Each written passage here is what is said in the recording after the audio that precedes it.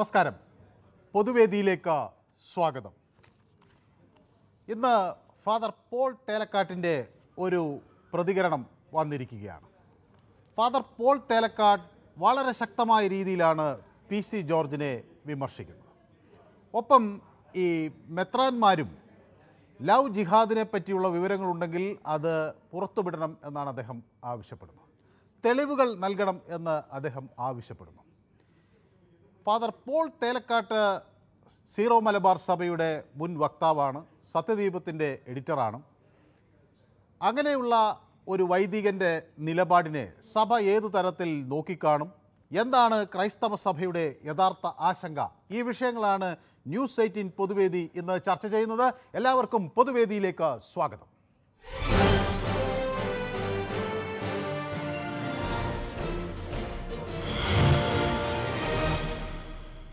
Yes, നമ്മുടെ ആദ്യ collar ഉണ്ണികൃഷ്ണനാണ്. Shri Unnikrishnan Pothencode നിന്നാണ് വിളിക്കുന്നത്. ശ്രീ ഉണ്ണികൃഷ്ണൻ. യെസ്, സുഖമായിരിക്കുന്നു. ശ്രീ ഉണ്ണികൃഷ്ണനെ ഈ വിഷയം തിരക്കി. അപ്പൊ ആളുകൾ ചോദിക്കുകയാണ്, ശ്രീ ഉണ്ണികൃഷ്ണൻ എവിടെ പോയി, അതേ എന്താ പ്രതികരിക്കാൻ വരാത്ത എന്നൊക്കെ ചോദിക്കുന്നു. അപ്പൊ എന്നേക്കാൾ ഫാൻസ് താങ്കൾക്കായി മാറിയോ എന്ന ആശങ്ക എനിക്കുണ്ട്. എന്നിട്ട് താങ്കളെ മറന്നുപോയല്ലോ. ഞാൻ മറക്കില്ല, ഞാൻ താങ്കളെ ഒരു ഘട്ടത്തിൽ താങ്കള് എന്നെ തിരക്കില്ലല്ലോ. ഞാൻ എന്റെ സുഹൃത്തുക്കളെയൊക്കെ ഞാൻ തിരക്കുന്നുണ്ട്. ഇന്നലെ വിളിച്ചപ്പോ കിട്ടിയായിരുന്നു. അപ്പൊ ഞാൻ പിന്നെ പല തിരക്കിയായിരുന്നു. പിന്നെ നമ്മുടെ പിന്നെ ജോർജ് സാറിന്റെ PC ജോർജ് സാറിന്റെ പ്രശ്നമാണല്ലോ ഇപ്പൊ നിങ്ങൾ ചോദിച്ചോണ്ടിരിക്കുന്നത്. അതെ, അത് ഫാദർ പോൾ തേലക്കാട്ട് ഇപ്പൊ അതിനൊരു വിമർശനവുമായി വന്നിരിക്കുകയാണ്. അങ്ങനെ ഇല്ല, അതൊരു തെറ്റിദ്ധാരണയാണ് എന്ന് അദ്ദേഹം പറയുന്നു. അത് തള്ളുകയാണ്. ഈ പറഞ്ഞ ഫാദറിനെ ആർക്കെങ്കിലും അറിയാമോ സത്യത്തില്? അയ്യോ, അദ്ദേഹം സൈറോ മലബാർ സഭയുടെ അദ്ദേഹം അവരുടെ മുൻ വക്താവാണ്. അതെ, ആയിക്കോട്ടെ. ഇപ്പൊ എല്ലാവരും അറിഞ്ഞില്ലേ? അറിഞ്ഞില്ലേ? ഒരു പക്ഷേ എനിക്ക് പോലും അറിയില്ലായിരുന്നു. ഇപ്പൊ എല്ലാവരും അറിഞ്ഞില്ലേ? അത് തന്നെ കാരണം, അത് തന്നെ കാര്യം. കാരണം PC ജോർജ് എന്ന് പറഞ്ഞാലും, PC ജോർജിന്റെ മോശമായിട്ട് സംസാരിച്ചാലും ഒരു പക്ഷേ ആൾക്കാർക്ക് ഉൾക്കൊള്ളാൻ ബുദ്ധിമുട്ടാണെങ്കിലും PC ജോർജിനെ സ്നേഹിക്കുന്ന ലക്ഷക്കണക്കിന് ആൾക്കാർ കേരളത്തിലുണ്ട്. അതിൽ യാതൊരു സംശയവും വേണ്ട. PC ജോർജ് എങ്ങനെയുള്ള ആളാണെന്നും ഏത് രീതിയിലാണ് സംസാരിക്കുന്നതെന്നും കാര്യം മണി സംസാരിക്കുന്ന അദ്ദേഹത്തിന് എല്ലാവരും വിമർശിക്കാറുണ്ട്. എന്ത് വിചാരിച്ചാൽ അദ്ദേഹത്തിന് എല്ലാവരും കളഞ്ഞിട്ടിരിക്കുകയാണോ? ഒരിക്കലുമില്ല. PC ജോർജ് എന്ന് പറയുന്ന വ്യക്തി ഇതല്ല, ഇതിന്റെ അപ്പുറം ഇനി എന്തെങ്കിലും ഒരു വിഷയം എടുത്തിട്ട് സംസാരിച്ച് അതിൽ സത്യസന്ധത ഉണ്ടോ?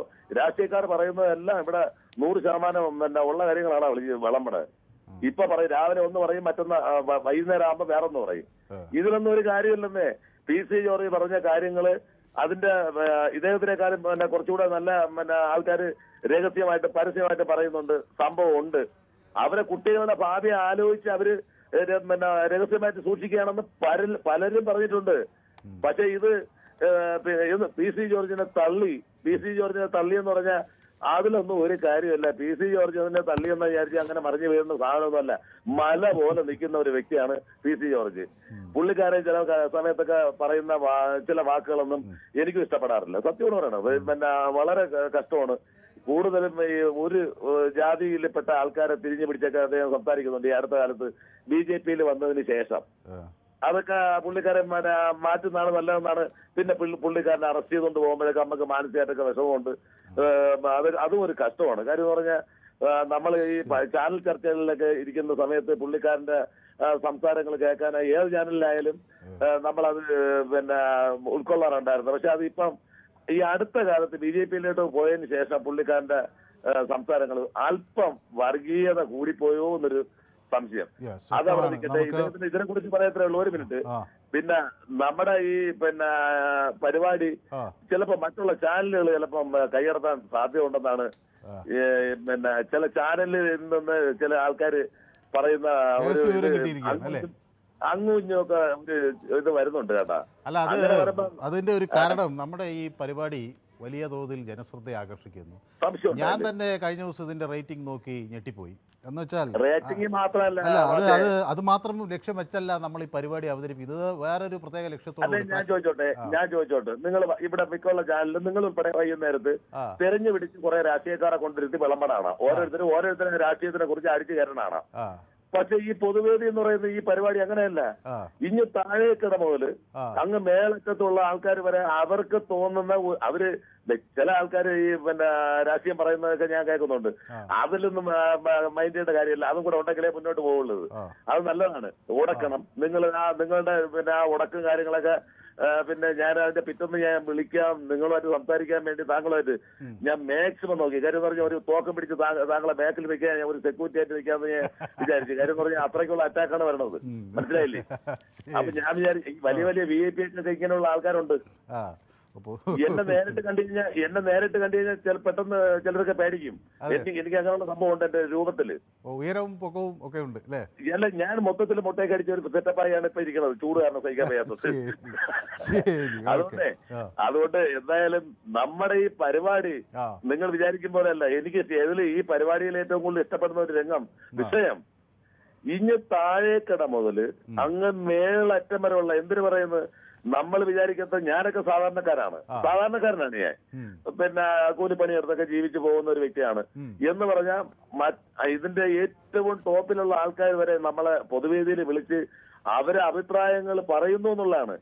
പക്ഷെ മറ്റുള്ളവന്മാര് കാണിക്കുന്നതല്ല.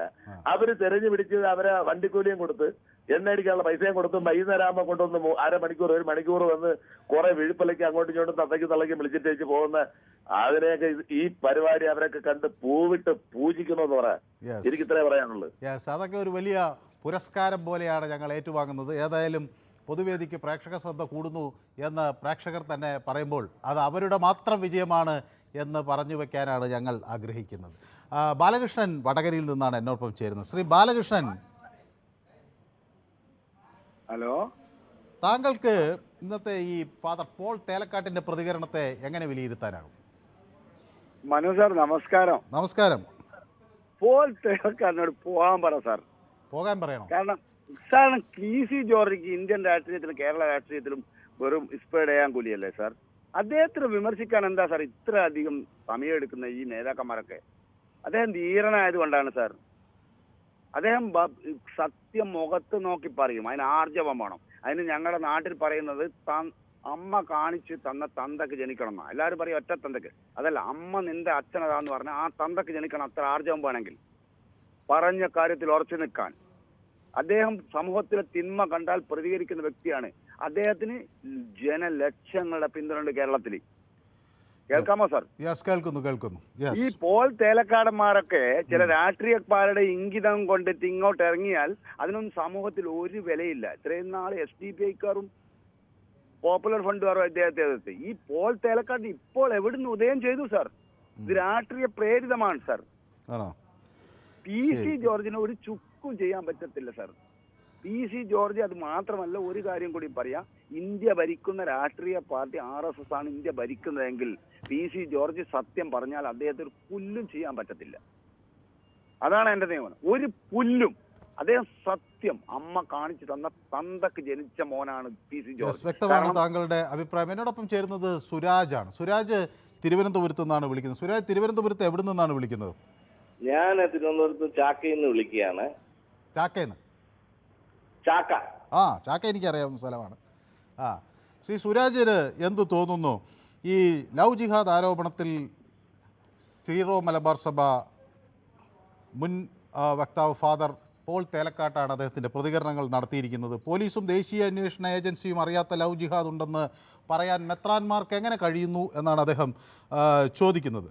അത് ഇതര സമുദായങ്ങളുമായി സമാധാനത്തിൽ കഴിയാനുള്ള ഒരു ശ്രമം നടത്തണം എന്നാണ് അദ്ദേഹത്തിൻ്റെ അഭിപ്രായം. അതിന് വിരുദ്ധമായൊരു നീക്കമാണ് ഇത് വരുന്നത് എന്ന് അദ്ദേഹം പറയുന്നു. എങ്ങനെ കാണുന്നു താങ്കൾ അതിനെ? ഫാദർ പോൾ തേലക്കാട് പറയുന്നതിൽ എനിക്ക് കുറെയൊക്കെ സത്യമുണ്ട്. കാര്യം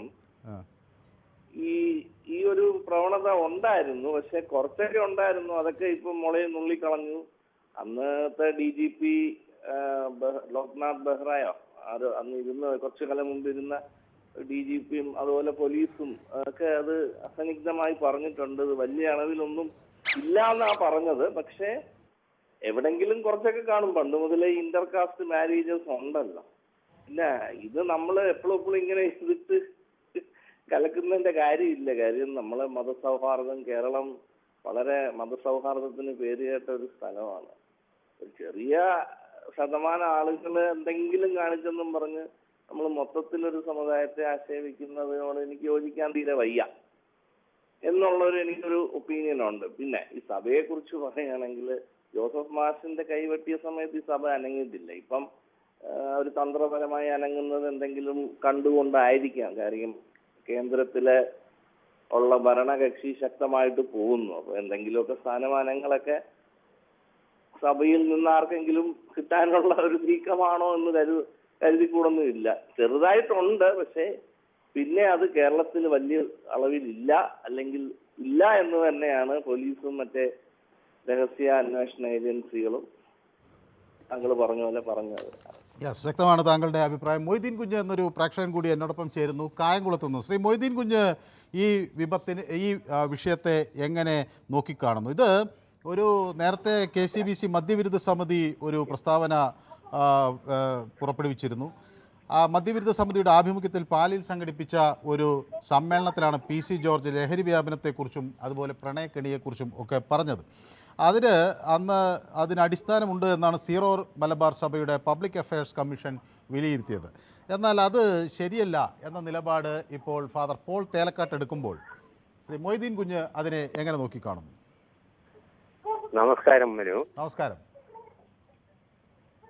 പോള് പറഞ്ഞത് കറക്റ്റ് കാര്യങ്ങളാണ്. അതിനോട് 100% ഞാൻ യോജിക്കുന്ന കൂട്ടത്തില. അതിന് മറ്റ് ഫാദർമാരെല്ലാം സഭാംഗങ്ങളെല്ലാം അതിനെ എതിർക്കുകയും ഒക്കെ ചെയ്യുന്നുണ്ട്. നമ്മൾ ഈ വിഷയം നേരത്തെ ചർച്ച ചെയ്തതാണ്. അതിൽ ഇദ്ദേഹത്തിന് ഏത് രീതിയിലായെങ്കിലും ഇപ്പം സർക്കാർ ഇപ്പൊ കൈവിട്ടിരിക്കുകയാണല്ലോ, സർക്കാർ കേസ് എടുക്കുന്നില്ല. ഇദ്ദേഹത്തിന് ഏത് രീതിയിലെങ്കിലും അകത്ത് കയറ്റി കതവ് പൂട്ടിയിടുക, ഇതാണ് വേണ്ടത്. അല്ലാതെ ഈ നാട് നന്നാകത്തില്ല. ശരി, ഓക്കെ, വ്യക്തമാണ് താങ്കളുടെ അഭിപ്രായം.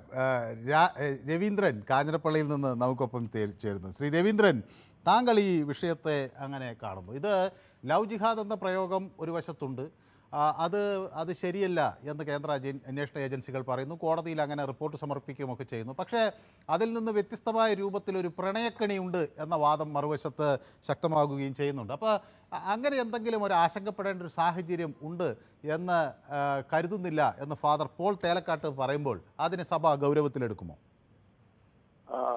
നമ്മളിത് 4ാമത്തെ ദിവസം മനു കൊടുക്കുന്നത്.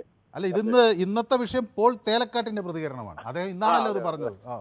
അതെ. അപ്പൊ ഇതിനകത്ത് പറയാനുള്ളതെന്ന് വെച്ചാല്, ഈ PC ജോർജ് പറയാത്ത മതങ്ങളോ രാഷ്ട്രീയക്കാരെ ഒന്നുമില്ല. ആരെയും പുള്ളി തെറി പറയുന്ന ഒരു വ്യക്തിയായിരുന്നു. അപ്പൊ ഇതിനകത്ത് എന്നാ സംഭവിച്ചത്, STPയുടെയും PDPയുടെയും ഒക്കെ PFIയുടെ ഒക്കെ വോട്ട് മേടിച്ച് പുള്ളി 2-3 മുന്നണിയെ പൊട്ടിച്ച് പാളിച്ചാക്കിയുള്ള വൻ ഭൂരിപക്ഷത്തോടു കൂടി കാഞ്ഞിരപ്പള്ളി നിയോജക മണ്ഡലത്തിൽ ജയിച്ചാൽ. ഞങ്ങളത് പൂഞ്ഞാറാണ്, കാഞ്ഞിരപ്പള്ളി 2ആയി പോയി. അപ്പം ഒരു പാലത്തിന് അക്കരെ ഇക്കരെ 2ആയി പോയി, പൂഞ്ഞാറുമായി കാഞ്ഞിരപ്പള്ളിയായി. അപ്പൊ അന്ന് ആ സമയത്ത് ഞങ്ങളെ ഒക്കെ CPM നിൽക്കുന്ന സമയത്ത് അപ്പം ഞങ്ങളെയൊക്കെ പറഞ്ഞ തെറിക്ക് കയ്യും കണക്കില്ല. കാരണം എന്താ വെച്ചാൽ അന്ന് STPയുടെ BJPയുടെ പിന്തുണയാണ്. അപ്പൊ പുള്ളിക്ക് എന്ത് പറയാനും ചെയ്യാനും സാധിക്കും. അതായത് ഈ ഉച്ചക്കണക്കിന് ആൾക്കാർ എപ്പോഴും ഈ പുള്ളിക്ക് സപ്പോർട്ടായിട്ട് നിൽക്കുവാണ്. അപ്പം ഇത് പറഞ്ഞ സമയത്തൊക്കെ ഞങ്ങളൊക്കെ ഇടപെടുമ്പോഴേക്കും ഞങ്ങളുടെ ഇപ്പം ഒരു കാഞ്ഞിരപ്പള്ളിയിലെ ഒരു STPക്കാര് എന്തോ ഒരു ചെറുക്കനെ എന്തോ ഇതിനകത്ത് ചോദ്യം ചെയ്തതിന് ഞങ്ങളെ പറഞ്ഞ തെറിയും ഞങ്ങളുടെ ഗുരുദേവനെ പറഞ്ഞു, ഇപ്പോഴും അത് യൂട്യൂബിലൊക്കെ കിടപ്പുണ്ട്, ഗുരുദേവനെയൊക്കെ പറഞ്ഞ തെറി എന്ന് പറഞ്ഞാൽ കയ്യും കണക്കുമില്ല. അന്നൊക്കെ ഈ പുള്ളിയെ വാഴ്ത്തി പാടി കൊണ്ടു നടന്ന വ്യക്തികളെ ഇപ്പൊ പുള്ളിക്ക് തിരിഞ്ഞെന്ന് പറയുമ്പോഴേക്കും ഇത് പാർട്ടിയിലും ഈ പരുവത്തിലാക്കിയതും BJPയോ അല്ലെ ഹിന്ദുക്കളോ ഒന്നും അല്ല. അത് സത്യം അറിയാവുന്നവർക്ക് മാത്രം അറിയാം. അതായത് പ്ലാത്തോട്ടത്തിൽ PC ജോർജ് എന്ന് പറഞ്ഞാല് ഗുണ്ടയാണ്. ഗുണ്ടെന്ന് പറഞ്ഞാൽ ഭയങ്കര ഫാമിലിയാണ്. ആന ബസ് കാര്യങ്ങളൊക്കെ ഉള്ള വലിയ ഫാമിലിയാണ്. അപ്പൊ ഈരാറ്റുപേട്ടെ പിടിച്ചിരിക്കുക എന്ന് പറഞ്ഞാൽ പുള്ളിയെ പോലെ ഉള്ളവനല്ലാതെ ലോകത്തിലാരും ഞാനും മനുവൊക്കെയാണ് പണ്ടേ മണ്ണോട് മണ്ണായിപ്പോലെ. ഈ പുള്ളിയെ വേറൊരു രീതിയിൽ കറക്കാൻ പറ്റിയല്ല. അതിന്റെ ഫലമായിട്ടാണ്. പിന്നെ ലവ് ജിഹാദ് ഇല്ലെന്ന് നമ്മുടെ നിയമവും കോടതിയും പറഞ്ഞാൽ ഇല്ല, അതിനകത്ത് മാറ്റമൊന്നുമില്ല. അതിനകത്ത് അത് പറഞ്ഞു. പിന്നെ മറ്റുള്ള രീതിയിലൊക്കെ നടക്കുന്നുണ്ടോന്ന് ചോദിച്ചാൽ നടക്കുന്നുണ്ട്. നമുക്കറിയാമല്ലോ, ഇവിടെ നിന്ന് ഏറ്റവും കൂടുതൽ തീവ്രവാദികളെ പിടിച്ചതും ഡിസ്ട്രിബ്യൂട്ട് ചെയ്തതും ഒരു സ്ഥലമാണ് ഈരാറ്റുപേട്ട എന്ന് പറഞ്ഞ സ്ഥലം. വാഗമണ്ണ്, പരുന്തുംപാറ, മൂന്നാർ, ഈ ഭാഗമൊക്കെ ചെന്ന് കഴിഞ്ഞാൽ കുന്നോന്നിയൊക്കെ ചെന്ന് കഴിഞ്ഞാൽ ഇവന്മാരുടെ ക്യാമ്പും കാര്യങ്ങളൊക്കെ അവിടെയൊക്കെ എന്തൊക്കെ നടന്നു. അങ്ങോട്ടൊന്നും കടന്നു കയറാൻ പറ്റിയല്ല. കടന്നു കയറിയിട്ടുണ്ടാൽ ജീവനോടെ കൂലിയല്ല. അത് വേറൊരു സത്യമാണ്. പിന്നെ എന്താ ഇതുപോലുള്ള ആൾക്കാരൊന്നും പറയുന്നത് നമ്മൾ കൂടുതലും ഉപയോഗിക്കരുത്. ഫാദർ ഈ തേയിലക്കാട്ടെന്ന് പറഞ്ഞ പാർട്ടി ഉണ്ടല്ലോ, നമ്മുടെ ഈ കഴിഞ്ഞെടുത്ത പാർട്ടി പുഷ്പനെ കണ്ടോന്ന് പാടി നടക്കുന്ന ഒരു വ്യക്തിയാണ്. പുഷ്പനെ കൊണ്ടോ എന്ന് പാടി നടക്കുന്ന ആൾ. പണ്ടുപോലെ ഈ പുള്ളി ആ പാർട്ടിപ്പെട്ട ആളാ.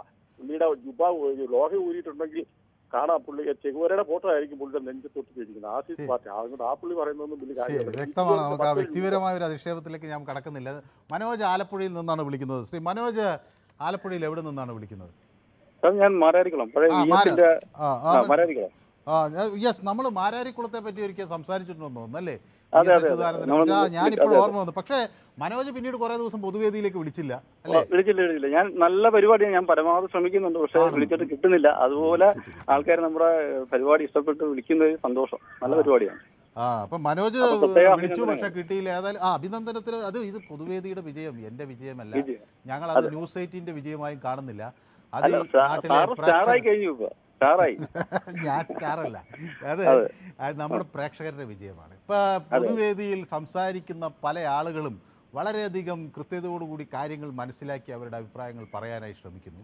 അത് കേൾക്കാൻ ലോകത്തിന്റെ നാനാഭാഗത്ത് ആളുകൾ തയ്യാറാകുന്നു. അതാണ് അതിൻ്റെ ഒരു ശക്തി. ഇതിൽ ഞാനെന്ന വ്യക്തി ഇവിടെ വെറുതെ നിൽക്കുന്നുവെന്ന് മാത്രമേ ഉള്ളൂ. അതിനപ്പുറത്ത് ഇത് പ്രേക്ഷകരുടെ ഒരു കൂട്ടായ വിജയമാണ്. അത് പോട്ടെ. ഈ വിഷയത്തില് ഈ മാധ്യമ രംഗത്തിരിക്കുന്ന എല്ലാ മാധ്യമക്കാർക്കും കൃത്യമായിട്ട് ഇതിന്റെ കണക്കറിയാം. ഇവിടെ എന്തൊക്കെ സംഭവിക്കുന്നുണ്ട്, കേരളത്തിലെ ഇപ്പോഴത്തെ നിലവിലെ ലവ് ജിഹാദായിട്ട് ബന്ധപ്പെട്ട് എന്തൊക്കെ കാര്യങ്ങൾ നടക്കുന്നത് കൃത്യമായ കാര്യങ്ങൾ. അതെ, പല ചാനലുകളും രഹസ്യമാക്കി വെക്കുന്നുണ്ട്. അല്ല, ഞാൻ ചോദിക്കുന്നത് പോൾ തേലക്കാട്ട് ചോദിക്കുന്ന ഒരു കാര്യം, അങ്ങനെയാണെങ്കിൽ എന്തുകൊണ്ട് ഇത് പോലീസിനെ അറിയിക്കുന്നില്ല, NIA അറിയിക്കുന്നില്ല, അല്ലെങ്കിൽ അന്വേഷണ ഏജൻസികളെ അറിയിക്കുന്നില്ല? അപ്പോൾ ഇത് നമുക്ക് കൃത്യമായി തെളിവില്ലാത്തത് കൊണ്ടാണോ, അതോ എന്തുകൊണ്ടായിരിക്കും ആളുകൾ ഇത് അറിയിക്കാത്തത്? സർ, ഇത് കൃത്യമായ സംസ്ഥാന സർക്കാരിന് കൃത്യമായ വീഴ്ചയുണ്ട്. ആ വീഴ്ച മറച്ചു വെച്ചുകൊണ്ടാണ് ഇപ്പൊ ഈ പല മാധ്യമങ്ങളും പ്രതികരിക്കാതിരിക്കുന്നത്. നമ്മുടെ ചാനൽ കൃത്യമായിട്ട് പ്രതികരിക്കുന്നുണ്ട്. രണ്ടാമത് PC ജോർജിനെ പോലുള്ള നല്ല യഥാർത്ഥ പ്രവർത്തകർ കൃത്യമായിട്ട് കാര്യങ്ങൾ അവതരിപ്പിക്കുന്നുണ്ട്. അത് നല്ല അറിവോടെ കേന്ദ്ര സർക്കാർ. പക്ഷേ ഈ പോൾ തേലക്കാട് വയ്ക്കുന്ന ഒരു തെളിവെങ്കിലും കൊണ്ടുവരൂ. ആളെ ഇങ്ങനെ കൊണ്ടുപോയി ഒന്നോ രണ്ടോ സംഭവങ്ങൾ നമ്മളിപ്പോൾ പലതരത്തിൽ പറയുന്നുണ്ടെങ്കിലും അതിൻ്റെയൊക്കെ അപ്പുറത്തേക്ക് ഇത് വ്യാപകമായി നടക്കുന്നു എന്നതിന് തെളിയിക്കാൻ കഴിയാതെ പോകുന്നത് എന്തുകൊണ്ടാണ്? സാർ, ഇത് മാരാരിക്കുളത്ത് സംഭവിച്ചുകൊണ്ടിരിക്കുന്നത്. സാർ, ഓരോ രജിസ്റ്റർ ഓഫീസിൽ വന്ന് നോക്കിയാൽ അറിയാൻ പറ്റും. അല്ല, അത് മതം മാറി വിവാഹം കഴിക്കുന്നു എന്നതിന്റെ അപ്പുറത്തേക്ക് അതിലേക്ക് തീവ്രവാദമൊക്കെ ഉണ്ടോ? അത് മതം മാറുന്നു എന്നതാണ് സഭയെ ആശങ്കപ്പെടുത്തുന്നത്. തീവ്രവാദം ഉണ്ട്, നിലവിൽ തീവ്രവാദം. ഞാൻ മനോജിനോട് സത്യസന്ധമായി ചോദിക്കണം, ഈ മതം മാറുന്നു എന്നതാണോ സഭയെ ആശങ്കപ്പെടുത്തുന്നത്? ഇപ്പോൾ ഒരു ക്രിസ്ത്യൻ വിഭാഗത്തിലുള്ള ആളുകളിൽ നിന്ന് പെൺകുട്ടികൾ മറ്റു വിഭാഗത്തിലേക്ക് പോകുന്നു, അതാണോ അവരെ ആശങ്കപ്പെടുത്തുന്നത്? അതോ അത് തീവ്രവാദമാണ് ആശങ്കപ്പെടുത്തുന്നത്? അല്ല, ഇത് തീവ്രവാദം തന്നെ സാർ. ഇതൊരു ഓരോ ജിഹാദും ഇങ്ങനെ നടന്നുകൊണ്ടിരിക്കുകയാണ്. ഓരോ മേഖലയിലും ജിഹാദുണ്ട്. മയക്കുമരുന്നിലും ജിഹാദുണ്ട്. അതുപോലെ ഓരോ മേഖലയിലും ജിഹാദ് നടന്നുകൊണ്ടിരിക്കുകയാണ്. അത് തിരിച്ചറിഞ്ഞത് ഇപ്പൊ അറിയാൻ പറ്റും നമുക്ക്. എത്രയോ വർഷം മുമ്പ് നമുക്ക് പിന്നെ ഈ വെള്ളിയാഴ്ചകളിൽ നമുക്ക് 2 മണിക്കാണ് ക്ലാസ്സിന് കയറിക്കൊണ്ടിരുന്നത്. അത് തന്നെ അതിന്റെ അടിസ്ഥാനം തുടങ്ങി അവിടെ തന്നെ തുടങ്ങിയത്. അവർ കൃത്യമായി ഇത് പ്ലാൻ ചെയ്ത് അന്നോട്ട് തുടങ്ങിയ പരിപാടികളായിരുന്നു. ശരി, ഓക്കെ, വ്യക്തമാണ് താങ്കളുടെ അഭിപ്രായം. പീതാംബരൻ പള്ളുരുത്തിയിൽ നിന്നാണ് വിളിക്കുന്നത്. ശ്രീ പീതാംബരൻ, ഇത് ശ്രീ പീതാംബരന് എന്ത് തോന്നുന്നു? പ്രണയക്കെണി എന്ന് പറയുമ്പോൾ അത് മതം മാറ്റാനുള്ളൊരു നീക്കമാണ് എന്ന് ആരോപിക്കുന്നവരുണ്ട്, തീവ്രവാദം എന്ന് ആരോപിക്കുന്നവരുണ്ട്. പക്ഷേ അങ്ങനെ നമ്മൾ ആശങ്കപ്പെടേണ്ട തലത്തിലേക്ക് ഇത് വലുതല്ല എന്ന് പറയുന്നവരുണ്ട്. ആളുകൾ സ്വന്തം ഇഷ്ടപ്രകാരം പല മതത്തിലേക്ക് വിവാഹം കഴിക്കുന്നു എന്ന് പറയുന്നത്. അപ്പോൾ ഇതിനെ നമ്മൾ എങ്ങനെ നോക്കിക്കാണണമെന്നാണ് ശ്രീ പീതാംബരൻ പറയുന്നത്? ഞാൻ ആദ്യമായി ഒരു കാര്യം പറയാം. ഇവിടെ പ്രണയവിവാഹം നടക്കുന്നത് നമ്മുടെ ലോകത്തിൽ സമാധാനമായ ഒരു അന്തരീക്ഷം സൃഷ്ടിക്കാൻ 100% ഒരു നല്ലൊരു പ്രവർത്തനമായിട്ടാണ് ഞാൻ കണക്കാക്കിയിട്ടുള്ളത്. സ്നേഹിക്കണ്ടെന്ന് ആരും പറയുന്നില്ല. പിന്നെ PC ജോർജ് എന്താണ് ഇങ്ങനെ പറഞ്ഞതെന്ന് ചോദിച്ചാൽ, എനിക്ക് ആദ്യമായിട്ട് പറയാനുള്ളത് PC ജോർജ് എന്ന് പറഞ്ഞ ഒരു വ്യക്തിയെ കുറിച്ചാണ്. വിവരമില്ലാത്തവരുടെ സംസ്ഥാന പ്രസിഡന്റായിട്ട് അങ്ങനെ എടുത്താൽ കൊള്ളാമെന്ന് എനിക്കൊരു ആഗ്രഹമുണ്ട്. എന്താണെന്ന് വെച്ചാൽ, എല്ലാ കാര്യത്തിനും ഒരു വിഘടനവാദം, സമൂഹത്തിൽ നടക്കാത്ത കാര്യത്തെ കുറിച്ച് പോലും അദ്ദേഹത്തിന്റെ കുടുംബത്തിലേക്കൊന്ന് നമ്മൾ തിരിഞ്ഞു നോക്കിയാൽ അയാൾ ആരാണെന്ന് കാണാൻ പറ്റും. പിന്നെ ഫാദർ തലയെക്കാട്ടി പുള്ളിനെ പറ്റി എനിക്ക് 101% അഭിനന്ദനം ഞാൻ അവർക്ക് കൊടുക്കുന്നു. കാരണം ഈ വൈദികന്മാരുടെ കൂട്ടത്തിൽ വിവരമുള്ളവരുണ്ടെന്ന് ഈ ലോകത്തോട് വിളിച്ചു പറഞ്ഞൊരു മഹാനാണ് അദ്ദേഹം. വിവരമുള്ളൊരു മനുഷ്യൻ. അദ്ദേഹത്തിന് തേലക്കാട്ടിനാണ് താങ്കളുടെ സഭ ഈ തേലക്കാട്ടിനെ അംഗീകരിക്കുമെന്നാണ് താങ്കളും വിചാരിക്കുന്നത്. Okay, yes. ഏതായാലും പള്ളുരുത്തിയിലെ എല്ലാ പ്രേക്ഷകർക്കും ഞങ്ങളുടെ ആശംസകൾ. ഏലിയാസ് എറണാകുളത്ത് നിന്ന് നമുക്കിപ്പം ചേരുന്നുണ്ട്. ഏലിയാസ് നമ്മുടെ സ്ഥിരം പ്രേക്ഷകനാണ്. ശ്രീ ഏലിയാസ് പക്ഷേ കുറച്ചു ദിവസമായി ഞാനുമായി സംസാരിച്ചിട്ട്. ശ്രീ ഏലിയാസ്, നമസ്കാരം. നമസ്കാരം. ഞാൻ സാറിനെ വിളിക്കുമ്പോൾ കിട്ടില്ല, കിട്ടാതെ ഇരിക്കണമെങ്കിൽ ഇപ്പൊ എന്ത് ചെയ്യാൻ പറ്റും? എന്ത് ചെയ്യാൻ കഴിയുമെന്നാണ് ഞാനും ചോദിക്കുന്നത്. പലർക്കും ആ ഒരു പരാതിയുണ്ട് ശ്രീ ഏലിയാസ്. എന്താണെന്ന് വെച്ചാൽ നമുക്ക് ഒരു സമയത്ത് ഒരു ടെലിഫോണല്ലേ പ്രവർത്തിക്കുന്നുള്ളൂ, അതിൻ്റെ ഒരു പ്രയാസമാണ്. ഏതായാലും അങ്ങ് നിരന്തരം ശ്രമിക്കുകയും പിന്നീട് വിളിക്കുകയും നമുക്ക് എപ്പോഴെങ്കിലുമൊക്കെ സംസാരിക്കാൻ കഴിയുന്നുണ്ട് ഇടയ്ക്ക് എങ്കിലും എന്നതൊരു സന്തോഷകരമായ കാര്യമാണ്. പൊതുവേദി അങ്ങ് കാണുന്നുണ്ട് എന്നറിഞ്ഞതിലും സന്തോഷം. ഈ വിഷയത്തിൽ ശ്രീ ഏലിയാസ് എന്ത് പറയുന്നു? ശ്രീ ഫാദർ പോൾ തേലക്കാട്ടിൻ്റെ ഈ അഭിപ്രായം സഭാ നേതൃത്വം അംഗീകരിക്കുമോ? പോൾ തേലക്കാട്ടിൽ പറഞ്ഞത് സത്യസന്ധമായ രീതിയിലാണ് പറഞ്ഞെങ്കിൽ കുഴപ്പമൊന്നുമില്ല. സത്യസന്ധമായ രീതിയിലാണോ? എന്താണ് താങ്കളുടെ അഭിപ്രായം? സത്യസന്ധമായ രീതിയിലാണോന്നാണ് സംശയം. ആണോ? പിന്നെ പി സി ജോർജ് പറയുന്നതോട് പി സി ജോർജിന് ഏതാണ്ട് സംഭവിച്ചിട്ടുണ്ടെന്നാ തോന്നണേ. എന്തായാലും പുള്ളി ഇത് ഇടയ്ക്ക് എന്ന് ഇങ്ങനെ പറഞ്ഞുകൊണ്ടിരുന്നാൽ തന്നെ അതൊരു സുഖമുള്ള കാര്യമൊന്നുമല്ല. വ്യക്തമാണ് താങ്കളുടെ മതത്തിൽ ഇപ്പൊ ക്രിസ്ത്യൻ പെണ്ണ മറ്റേ മതത്തിലേക്ക് പോയി കഴിയുമ്പോൾ ഇതിലേക്ക് നാണക്കേട് സഭയ്ക്കല്ലേ? നാണക്കേടിന്റെ കാര്യമുണ്ടോ? അല്ല, അവരെ ഒരു പെൺകുട്ടി അവർക്ക് ഇഷ്ടപ്പെട്ട ആളെ കല്യാണം കഴിച്ചാൽ നമ്മൾ നാണിക്കേണ്ട കാര്യമുണ്ടോ? അത് അവരുടെ താല്പര്യമല്ലേ? സഭയ്ക്ക് ഇങ്ങനെ പെണ്ണുങ്ങളെല്ലാം സഭ ഒരേ പെൺകുട്ടികൾ പോയി കഴിഞ്ഞാൽ പിന്നെ സഭയ്ക്ക് ദോഷങ്ങൾ വരില്ലേ? ശരി, യെസ്. എന്തായാലും താങ്കളുടെ അഭിപ്രായം വ്യക്തമാണ്. ഗിരീഷ് എന്നോടൊപ്പം ചേരുന്നത് തിരുവനന്തപുരത്തു നിന്നാണ്. ശ്രീ ഗിരീഷ്. യെസ്, ശ്രീ ഗിരീഷിന് എന്ത് തോന്നുന്നു? ലഹരിക്കടിയും പ്രണയക്കടിയും ഒക്കെ ഉണ്ടോ ഗിരീഷ്? അല്ല സാർ, ഇത് പി സി ജോർജ് എന്ന് പറഞ്ഞു കഴിഞ്ഞാൽ നല്ലൊരു നേതാവായിരുന്നു. ഇപ്പൊ അല്ലേ ഈ കടുവീട്ടിലുള്ള ഒരു നേതാവായിരുന്നു. പക്ഷെ ഇപ്പൊ അത് പോയി. കാര്യം പറഞ്ഞാൽ പുള്ളിക്ക് കേരള രാഷ്ട്രീയത്തിൽ വലിയ പ്രാധാന്യമൊന്നുമില്ല. ബി ജെ പി പാളയത്തിൽ പോയതോടുകൂടി പിന്നെ പുള്ളിയുടെ മകനെ എവിടെയെങ്കിലും കൊണ്ട് എത്തിക്കുക എന്നുള്ള ഒരു ചിന്ത ഉള്ളൂ. ഞാൻ ചോദിക്കുന്ന, അപ്പോൾ ഈ ഫാദർ പോൾ തേലക്കാട്ട് പറഞ്ഞത് അംഗീകരിക്കാൻ സീറോ മലബാർ സഭ നേതൃത്വം തയ്യാറാകുമോ? അതോ അവരുടെ ഈ പബ്ലിക് അഫയേഴ്സ് കമ്മിറ്റി ഒരു വാർത്താക്കുറിപ്പ് ഇറക്കിയിരുന്നു, അതെൻ്റെ കയ്യിലുണ്ട്. ആ വാർത്താക്കുറിപ്പിൽ പറയുന്ന നിലപാടിൽ തന്നെ അവർ ഉറച്ചു നിൽക്കുമോ? എന്ത് തോന്നുന്നു താങ്കൾക്ക്? അല്ല സാർ, തേലക്കാട് പറഞ്ഞ വളരെ കറക്റ്റായിട്ടുള്ള കാര്യമല്ലേ സാർ? വളരെ കറക്റ്റായിട്ടുള്ള കാര്യം. കാരണം ഒരു പി സി ജോർജ് എന്ന് പറഞ്ഞാൽ എല്ലാ കാര്യത്തിനൊക്കെ നേരത്തെ ഇടപെട്ടുകൊണ്ടിരുന്ന ഒരാളെ നല്ല രീതിയിലൊക്കെ രാഷ്ട്രീയം. പക്ഷെ ബി ജെ പി പാളയത്തിൽ പോയതോടുകൂടി പുള്ളിക്ക് തന്നെ ക്രെഡിറ്റ് പോയി. ശരി, വ്യക്തമാണ് താങ്കളുടെ അഭിപ്രായം, കൃത്യമാണ്. എന്നോടൊപ്പം ഒരു പ്രേക്ഷകൻ ദുബൈയിൽ നിന്ന് ചേരുന്നുണ്ട്. ശ്രീ അലക്സ് ആണ്. Alex. Hello sir. Good evening. അവിടെ അലക്സ് ദുബായിൽ ഇരുന്ന് ഇത് കാണുന്നു എന്നറിഞ്ഞതിൽ സന്തോഷം. പൊതുവേദി തീർച്ചയായിട്ടും ഞാൻ നിങ്ങളുടെ സ്ഥിരം പ്രേക്ഷകനാണ്. അതെ, അത് വലിയ അഭിമാനകരമായ കാര്യമാണ്. ഇന്ന് ഞങ്ങൾക്കൊപ്പം ചേർന്നിരിക്കും. ശ്രീ അലക്സിന് ഇത് എന്ത് തോന്നുന്നു? ഈ സീറോ മലബാർ സഭയുടെ പബ്ലിക് അഫയേഴ്സ് കമ്മീഷനാണ് പറയുന്നത് ലഹരിയെക്കുറിച്ചും പ്രണയക്കണിയെക്കുറിച്ചും ഒക്കെ നിരന്തരം വാർത്തകൾ വന്നുകൊണ്ടിരിക്കുന്നു. പ്രണയക്കണികൾ ഉണ്ടെന്നും ഈയിടെ ഒരു പ്രമുഖ ചാനൽ നൽകിയ അഭിമുഖത്തിൽ ഒരു യുവാവ് വെളിപ്പെടുത്തിയിരുന്നു. അങ്ങനെ പലതരം കാര്യങ്ങളുണ്ട് എന്നവർ പറയുന്നു. ശ്രീ അലക്സിന് എന്താണ് തോന്നുന്നത്? ഈ സഭ അത് വലിയ തോതിൽ ആശങ്കയിൽ എടുക്കുന്നുണ്ടോ? അത് സത്യസന്ധമായൊരു ആശങ്കയാണോ അതോ അത് അസ്ഥാനത്തുള്ളൊരു ആശങ്കയാണോ? സഭയുടെ സൈഡിൽ നിന്ന് അതിനെ പറ്റിയിട്ട് കൃത്യമായ ഒരു അന്വേഷണം നടത്തിയിട്ടുണ്ടെന്നാണ് ഞാൻ മനസ്സിലാക്കുന്നത്. കാരണം ഇടവകകളിൽ അതിനെപ്പറ്റി ഒരു ക്വസ്റ്റ്യനെയർ ഉണ്ടായിരുന്നു. അതിനെ പറ്റിയിട്ട് കൃത്യമായിട്ട് ഓരോ ഇടവകകളിൽ നിന്നും. ഈ ക്വസ്റ്റ്യനെയറിൽ എന്താണ് അവർ ചോദിക്കുന്നത്? മറ്റു മതങ്ങളിലേക്ക് പോയവരെ കുറിച്ച് അറിയാമോ എന്നാണോ അതോ തീവ്രവാദത്തെ കുറിച്ചാണ്? എന്താണ് ചോദിക്കുന്നത്? അല്ല, തീവ്രവാദത്തിനെ പറ്റിയിട്ടല്ല. അതിനകത്ത് വന്നിട്ടുള്ളത് ഓരോ കുടുംബങ്ങളുടെയും സാമൂഹിക അന്തരീക്ഷം, എത്ര കുട്ടികളുണ്ട്, എന്തൊക്കെ ചെയ്യുന്നു, അവർ മാരീഡ് ആണോ, ഇങ്ങനത്തെ കാര്യങ്ങളിൽ കൃത്യമായിട്ടുള്ള ഒരു സർവേ സഭ നടത്തിയിട്ടുണ്ട്. അതിന്റെ അടിസ്ഥാനത്തിൽ, കാരണം സീറോ മലബാർ സഭയ്ക്ക് വളരെ സ്ട്രോങ് ആയിട്ടുള്ള ഒരു റൂട്ട് ലെവൽ നെറ്റ്വർക്ക് ഉണ്ട്, ഓരോ ഇടവകകൾ കേന്ദ്രീകരിച്ചിട്ട്, പിന്നെ കുടുംബയോഗങ്ങളുണ്ട്. അപ്പൊ അല്ലാതെ ഒരു ബേസ്ലെസ് ആയിട്ടുള്ള ഒരു കാര്യം സീറോ മലബാർ സഭയെ പോലെയുള്ള ഒരു പ്രസ്ഥാനത്തിന്റെ കയ്യിൽ നിന്ന് ഉണ്ടാവുമെന്ന് എനിക്ക് തോന്നുന്നില്ല.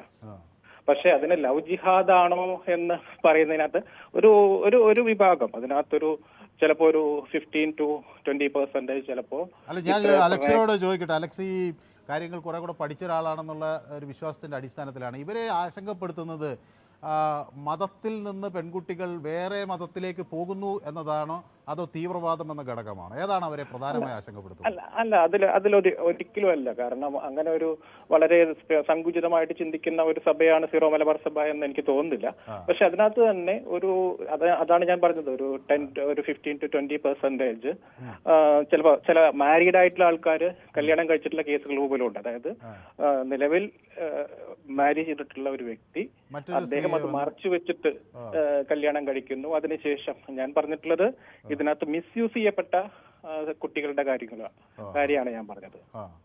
അപ്പോൾ ഇതൊന്നും പുറത്തു വരുന്നില്ല, ഇത് പോലീസിലോ അങ്ങനെ കേസായിട്ടോ ഒന്നും വരുന്നില്ല, ഇത് അതീവ രഹസ്യമായി അങ്ങനെ തന്നെ നിലനിന്ന് പോവുകയാണ്. എന്താണ് സംഭവിക്കുന്നത്? അല്ല, ഇത് കേസായിട്ട് പുറത്ത് വരാറുണ്ട്. പക്ഷെ ആ സമയത്ത് എന്താ സംഭവിക്കുന്നത് വെച്ച് കഴിഞ്ഞാല്, ഇപ്പൊ കുറച്ചൊക്കെ പുറത്ത് തുറന്നു പറഞ്ഞു തുടങ്ങിയിട്ടുണ്ട്. പക്ഷെ ആ ഒരു കുടുംബം, ഞാൻ മനസ്സിലാക്കിയത് ക്രിസ്ത്യൻ കമ്മ്യൂണിറ്റിയുടെ എല്ലാവരും കുറെ അവരുടെ അഭിമാനം അല്ലെങ്കിൽ ഇത് പുറത്തറിഞ്ഞാലുള്ള പ്രശ്നങ്ങൾ, അതുകൊണ്ട് ആ ഒരു ചെറിയ കമ്മ്യൂണിറ്റിയുടെ ഇടയിൽ ഇത് ഒതുക്കി തീർക്കപ്പെടുകയാണ് ചെയ്യുന്നത്. അതാണ് അതിനകത്ത്. പക്ഷെ ഞാൻ അതിനകത്ത് ഒരു കാര്യം കൂടി എനിക്ക് പറയാനുള്ളത്, ഞാനിന്ന് ഈ പോൾ തേലക്കാടിന്റെ ഒരു ഇന്റർവ്യൂ കണ്ടു. ഓക്കെ, അദ്ദേഹത്തിനെ ഞാൻ മനസ്സിലാക്കിയെടുത്തോളം അദ്ദേഹം ആരഞ്ചേരി പിതാവിനെതിരെ ഒരു വ്യാജരേഖ വിവാദത്തിൽ അദ്ദേഹത്തിനെതിരെ കുറ്റപത്രം സമർപ്പിക്കപ്പെട്ട ഒരു വ്യക്തിയാണ്. അപ്പൊ അദ്ദേഹം പറയുന്നതിനെ ഒരു KCBCയുടെ അല്ലെങ്കിൽ സീറോ മലബാർ സഭയുടെ അഭിപ്രായമായിട്ട് നമുക്ക് എടുക്കാൻ വേണ്ടി പറ്റില്ല. അല്ല, പക്ഷെ അദ്ദേഹം മുൻ വക്താവായിരുന്നു, സത്യദീപത്തിന്റെ മുൻ വക്താവായിരുന്നു. അദ്ദേഹത്തിന് ഇതേപോലെയുള്ള കുറെ പ്രശ്നങ്ങളുടെ പേരിൽ അദ്ദേഹത്തിന് മാറ്റി നിർത്തപ്പെട്ട ഒരു വ്യക്തിയാണ്. അപ്പൊ അതൊരു സഭയുടെ ഒരു ഔദ്യോഗിക നിലപാടിൽ എന്തെങ്കിലും സ്വാധീനം ചെലുത്താൻ കഴിവുള്ള ഒരാളുടെ പ്രതികരണമായി കാണണ്ട എന്നാണ് അലക്സ് പറയുന്നത്, അല്ലേ? ഒരിക്കലും അല്ല. അദ്ദേഹം വ്യാജരേഖ കേസിൽ, അതായത് കേരളത്തിലെ അന്വേഷണ ഏജൻസികൾ കുറ്റപത്രം സമർപ്പിച്ചിട്ടുള്ള ഒരു വ്യക്തിയാണ്. അദ്ദേഹത്തിൻ്റെതായിട്ടുള്ള കാര്യങ്ങൾ സംസാരിക്കുന്നു. പക്ഷെ അതിനെ ഇത്രമാത്രം പ്രൊമോട്ട് ചെയ്യപ്പെടേണ്ടതുണ്ടോ എന്നുള്ളതാണ്. അപ്പൊ നമുക്ക് എന്റെ ഒരു വിയോജിപ്പും കൂടിയാണ് അവിടെ ഞാൻ രേഖപ്പെടുത്തുന്നത്. കാരണം എനിക്ക് ന്യൂസ് 18 ചാനലിന്റെ ഒരു പ്രേക്ഷകൻ എന്നുള്ള രീതിയിൽ എന്റെ ഒരു വിയോജിപ്പാണ്. ഇതിന് ഇത്രമാത്രം അദ്ദേഹത്തിന് പബ്ലിസിറ്റി കൊടുക്കേണ്ടതുണ്ടോ? അദ്ദേഹം ഒരു കേസിൽ ഉൾപ്പെട്ട കുറ്റപത്രം സമർപ്പിക്കപ്പെട്ട, ആരോപണ വിധേയനല്ല, കുറ്റപത്രം സമർപ്പിക്കപ്പെട്ട ഒരു വ്യക്തിയാണ്. ഓക്കെ, അതെനിക്ക് മനസ്സിലായി. ഏതായാലും ഞങ്ങളത് അദ്ദേഹം ഒരു മുൻ വക്താവും സത്യദീപത്തിൻ്റെ എഡിറ്റർ എന്ന നിലയിലൊക്കെ ഉള്ളൊരു പരിഗണനയും പിന്നെ സഭയ്ക്കകത്ത് അദ്ദേഹത്തിൻ്റെ വേറിട്ട ശബ്ദമാണോ എന്നൊക്കെയുള്ളൊരു ചോദ്യമാണ് ഉയർത്തിയത്. ഏതായാലും അങ്ങ് പറഞ്ഞതിൽ ആർഗ്യുമെൻറ്റ് എനിക്ക് മനസ്സിലായി. ഏതായാലും വളരെ നന്ദി. അവിടെ നിന്ന് അലക്സ് ദുബായിൽ നിന്നാണ് വിളിച്ചത്. അവിടെ അദ്ദേഹം പൊതുവേദിയുടെ സ്ഥിരം പ്രേക്ഷകരാണ്. നമ്മുടെ ഈ പ്രവാസികൾ പൊതുവേദിയെ വല്ലാതെ പിന്താങ്ങുന്നുണ്ട്. അത് എല്ലാ ഘട്ടത്തിലും പറയാതിരിക്കാൻ കഴിയില്ല. നമ്മുടെ അബ്ദുറഹ്മാൻ പക്ഷേ ഈയിടെ പൊതുവേദിയിലേക്ക് വിളിക്കുന്നില്ല. ഒരുപക്ഷെ അദ്ദേഹത്തിന് തിരക്ക് കാരണമായിരിക്കും. കാരണം സ്ഥിരമായി പൊതുവേദിയിലേക്ക് വിളിക്കുകയും അഭിപ്രായങ്ങൾ പങ്കുവയ്ക്കുകയും ചെയ്ത ആളാണ് അബ്ദുറഹ്മാനും പൊതുവേദി കാണുന്നുണ്ടെന്നാണ് ഞാൻ വിചാരിക്കുന്നത്. കാണുന്നുണ്ടെങ്കിൽ എൻ്റെ അഭിനന്ദനങ്ങൾ. ബിനോയ് വിളിക്കുന്നത് കൊല്ലത്തു നിന്നാണ്. ബിനോയ്, നമസ്കാരം. ശ്രീ ബിനോയ്ക്ക് ഇത് എന്ത് തോന്നുന്നു? ഇത് ഊതിവീർപ്പിക്കപ്പെട്ട ഒരു അനാവശ്യ ആശങ്കയാണോ? ഫാദർ പോൾ തേലക്കാട്ട് പറയുന്നത് പോലെ ഇത് മാനവികതയ്ക്കും മതമൈത്രിക്കും എതിരായ ഒരു നിലപാടായി വരികയാണോ, അതോ ഇത് ആശങ്കപ്പെടേണ്ട ഒരു കാര്യമാണോ? അത് പോൾ തേലക്കാടൻ പറഞ്ഞത്, അദ്ദേഹം എങ്ങനെയുള്ള വ്യക്തിയോ ആവട്ടെ, സമൂഹത്തിൽ സാമൂഹ്യ നന്മ അല്ലെങ്കിൽ മതസൗഹാർദ്ദം ആഗ്രഹിക്കുന്ന ആളാണ്. അവരുടെ സീറോ മലബാർ സഭയിലെ മുൻ വക്താവാണ് ഈ പോൾ തേലക്കാടൻ. പക്ഷേ എനിക്കും പറയാനുള്ളത് അദ്ദേഹം പറഞ്ഞ അതേ അഭിപ്രായം തന്നെയാണ്. ഇപ്പോ മുൻ PC ജോർജ് അദ്ദേഹം വായി തോന്നുന്നത് കോതയ്ക്ക് പാട്ട് പോലെ എന്തെങ്കിലും പറഞ്ഞു എന്നുള്ളതല്ലാതെ അതിലൊരു അർത്ഥവുമില്ല. അദ്ദേഹത്തിന്റെ മകൻ തന്നെ പറഞ്ഞു, എൻ്റെ അടുത്ത് 600 പേര് ഇങ്ങനെ ലവ് ജിഹാദ് മാറി വന്നവരുടെ തെളിവുണ്ട് എന്നുള്ളത്. ഞാൻ കഴിഞ്ഞ നിങ്ങളുടെ ചർച്ചയിലും പറഞ്ഞായിരുന്നു, സത്യത്തിൽ അദ്ദേഹം ഒരാളെ എങ്ങനെങ്കിലും ഒരു മുമ്പിൽ കൊണ്ടുവന്ന് തെളിയിക്കുക, ഒരാളെ ലവ് ജിഹാദുമായിട്ട് ബന്ധപ്പെട്ട്. അപ്പൊ ഈ ലവ് ജിഹാദ് എന്നുള്ള സാധനം നമ്മളുടെ കേന്ദ്ര ഏജൻസികളും കേരളത്തിലെ അന്വേഷണ ഏജൻസികളും എല്ലാം തെള്ളിക്കളഞ്ഞ ലവ് ജിഹാദ് എന്നൊരു സാധനം നമ്മളുടെ കേരളത്തിലോ ഇന്ത്യ മഹാരാജ്യത്തോ ഇല്ല. രണ്ടാമത്തെ കാര്യം, അദ്ദേഹത്തിന്റെ മകൻ PC ജോർജിന്റെ മകൻ ഷോം പോലും ഒരു ഉദാഹരണം ഞാൻ പറഞ്ഞു തരാം. ഞങ്ങളൊന്നും വർഗീയവാദികളൊന്നും അല്ല, ഞങ്ങളൊക്കെ മനുഷ്യരായിട്ട് കാണുന്ന ഇപ്പോഴത്തുള്ള പുതിയ ചെറുപ്പക്കാർ, അവർക്കൊരു മതമൊന്നുമില്ല. ഇപ്പോഴുള്ള പുതിയ ചെറുപ്പക്കാർക്ക് അവർ തമ്മിൽ പരസ്പരം കാണുന്നു, ഇഷ്ടപ്പെടുന്നു, അവർ കല്യാണം കഴിക്കുന്നു. പക്ഷെ അവർ കല്യാണം കഴിച്ച് കഴിയുമ്പോഴാണ് മതഭ്രാന്തന്മാർ, ഈ PC ജോർജിനെ പോലെയുള്ള മതഭ്രാന്തന്മാരെ ഇറങ്ങി ഒന്ന് പറയുകയാണ്, അയ്യോ അത് മനഃപൂർവ്വം ഹിന്ദു സമുദായത്തിലുള്ള ആള് മുസ്ലിം സമുദായത്തിലുള്ള ആള് കെട്ടി, അല്ലെങ്കിൽ മുസ്ലിം സമുദായത്തിലുള്ള ആള് അങ്ങോട്ട്. ഞാനൊരു കാര്യം പറയാം, കണക്കെടുത്താൽ എല്ലാവരും ഈക്വൽ ആയിരിക്കും. ഈ പിള്ളേരൊക്കെ തമ്മിൽ പരസ്പരം അങ്ങോട്ടും ഇങ്ങോട്ടും ഇഷ്ടപ്പെട്ട് അവർ മതവും ജാതിയും ഒന്നും നോക്കുന്നില്ല. പുതിയൊരു ജനറേഷന്റെ കാര്യമാണ് ഞാൻ പറയുന്ന മനു. ഞാൻ പറയണ്ട മനു. അപ്പൊ അതുകൊണ്ട് PC ജോർജ് പറയുന്നതിന് കൃത്യമായ ഒരു മറുപടിയാണ് പോൾ തേലക്കാടിന്റെ അയാളുടെ ജീവിതത്തിലെ പഴയ ചരിത്രമൊന്നും തിരക്കി പോകണ്ട. സത്യം ആര് പറയുന്നോ ആ സത്യം പറയുന്നവരോടൊപ്പം നമ്മൾ നിൽക്കണം. നിങ്ങളുടെ മീഡിയ പോലും പറഞ്ഞിട്ടുണ്ട്, ലവ് ജിഹാദ് എന്നൊരു സാധനം ഇന്ത്യയിലും ഇല്ല, യെസ്, വ്യക്തമാണ് താങ്കളുടെ അഭിപ്രായം, കൃത്യമാണ്. വേറെയും പ്രേക്ഷകർ കാത്തു നിൽക്കുന്നതുകൊണ്ടാണ്. വളരെ നന്ദി. ഷാനൂർ നമ്മുടെ സ്ഥിരം പ്രേക്ഷകനാണ്. അദ്ദേഹം ആയിട്ട് കൂടുതൽ നമുക്ക് എല്ലാ ദിവസവും സംസാരിക്കാൻ കഴിയും. ഡേവിഡ് പറയുന്നത് പോൾ തേലക്കാട്ടിനെ ആട്ടിൻതോലിട്ട് ചെന്നായി എന്നൊക്കെയാണ് വിളിക്കുന്നത്. അദ്ദേഹത്തിന് ക്രിസ്ത്യാനികളുടെ മുഴുവൻ അട്ടിപ്പേർ അവകാശം ഇല്ല എന്ന് ന്യൂസ് 18 മനസ്സിലാക്കണം എന്നാണ് പറയുന്നത്. ഓക്കെ, ജയകുമാർ എന്നോടൊപ്പം പൊതുവേദിയിൽ ചേർന്നിട്ടുണ്ട്. ജയകുമാറിന് എൻ്റെ അഭിപ്രായം തെളിവ് വേണം എന്ന് പറഞ്ഞ് മോങ്ങരുത് എന്നാണ് ഡേവിഡ് പറയുന്നത്. ഫേസ്ബുക്കിലെ കാസയുടെ ഒഫീഷ്യൽ അക്കൗണ്ട് നോക്കിയാൽ അതിൽ തെളിവുണ്ട് എന്നാണ് ഞാൻ പറയുന്നത്. അങ്ങനെ ഒഫീഷ്യൽ അക്കൗണ്ടിൽ തെളിവുണ്ടെങ്കിൽ അത് നിങ്ങൾ എത്രയും പെട്ടെന്ന് ബന്ധപ്പെട്ട അധികൃതർക്ക് കൈമാറണം, ഇത് അന്വേഷണ വിധേയമാക്കണമെന്ന് ഞങ്ങൾക്ക് പറയാനുള്ളൂ. ഏതായാലും അതിൻ്റെ തെളിവ് നമുക്ക് കിട്ടിയിട്ടില്ല. ഗോളാന്തര യാത്ര പറയുന്നത് കൊണ്ട് വിഷമിക്കരുത്. സ്വന്തം കുട്ടികൾ സ്കൂളിൽ അയക്കുമ്പോൾ അവിടെ ഒരു പ്രത്യേക വിഭാഗക്കാർ ഉണ്ടെങ്കിൽ ആ സ്കൂൾ തിരഞ്ഞെടുക്കാതായി തുടങ്ങി എന്നാണ് പറയുന്നത്. എങ്ങനെ ഉണ്ടെങ്കിൽ അത് നമ്മൾ മാറ്റണം. നമുക്ക് മതപരമായ ഒരു വേർതിരിവ് ഈ നാടിന് അഭികാമ്യമല്ല. എല്ലാ വിഭാഗത്തിൽപ്പെട്ട ആളുകളും തോളോട് തോൾ ചേർന്ന് സ്വാതന്ത്ര്യം നേടിയ ഒരു നാടാണ് ഇന്ത്യ. ആ നാടിൻ്റെ കഥയും അങ്ങനെ തന്നെയാണ്. സാംസങ് പോൾ തേലക്കാടിന് അനുമോദനങ്ങൾ അർപ്പിക്കുന്നു. ACB എന്നൊരു പ്രേക്ഷകൻ പറയുന്നു മാപ്രകൾ മരിക്കുന്നില്ലെന്ന്. എൻ്റെ ACB മാപ്രകൾ മരിച്ചൊരു കാലമുണ്ടായിരുന്നു. ആ കാലം അടിയന്തരാവസ്ഥ കാലമാണ്. ആ അടിയന്തരാവസ്ഥ കാലത്തിൻ്റെ ഞെട്ടിക്കുന്ന ഓർമ്മകൾ ഒരിക്കലും തിരിച്ചു വരാതിരിക്കാൻ ഈ നാട് ആഗ്രഹിക്കുന്നു. അങ്ങയെപ്പോലെ ചില ആളുകൾ ഇപ്പോഴും അടിയന്തരാവസ്ഥ മടങ്ങി വന്നാൽ കൊള്ളാം എന്നൊക്കെ വിചാരിക്കുന്നവരുണ്ടാകാം. അപ്പോൾ ഞങ്ങൾ മരിക്കുന്നില്ല എന്നുകൂടി താങ്കൾ ഓർത്താൽ നന്നാവും. ഓക്കെ, ഗോളാന്തരം പറയുന്നത് ന്യൂയോർക്കുകാരൻ പ്രദീപിനെ ഇന്ന് കാണാനില്ലല്ലോ എന്നാണ്. നമുക്ക് അദ്ദേഹം വന്നാലേ ഒരു ഫൈറ്റ് ഉണ്ടാകുള്ളൂ എന്ന് പറയുന്നത്. ഏതായാലും പ്രദീപിന് ധാരാളം ഫാൻസ് പൊതുവേദിയിൽ ഉണ്ട്. തിലകൻ്റെ പാട്ട് ഇന്നില്ല. തിലകൻ എന്താണാവോ നമ്മുടെ പൊതുവേദിയുടെ സ്ഥിരം പ്രേക്ഷകനാണ്, അദ്ദേഹത്തിൻ്റെ പാട്ട് ഇന്നില്ല എന്ന് പറയുന്നു. ഓക്കെ, തിലകനൊക്കെ ഇത് കാണുന്നുണ്ടാവും, അദ്ദേഹം വിളിക്കും.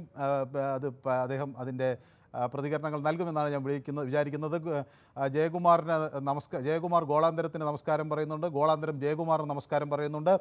തോമസ് ജേക്കബ് പറയുന്നു പോൾ തേലക്കാട്ട് ഒരു ബിംബമാണ് എന്ന് അദ്ദേഹം പറയുന്നു. ചതിയിലൂടെയും വഞ്ചനയുടെയും അവസാനിക്കാത്ത ബിംബം. ഏതായാലും പോൾ തേലക്കാട്ടിനെ തള്ളിക്കളയുന്നു. കേരളം കണ്ട ഏറ്റവും വലിയ വിഷമാണ് PC ജോർജ് എന്ന് സുനിൽ NS പറയുന്നു. വെട്ടിച്ചിറ ഡയമണ്ട് പറയുന്നു നിങ്ങൾ ആരാണെന്ന് സഭയ്ക്കുള്ളിലുള്ളവർക്കറിയാം.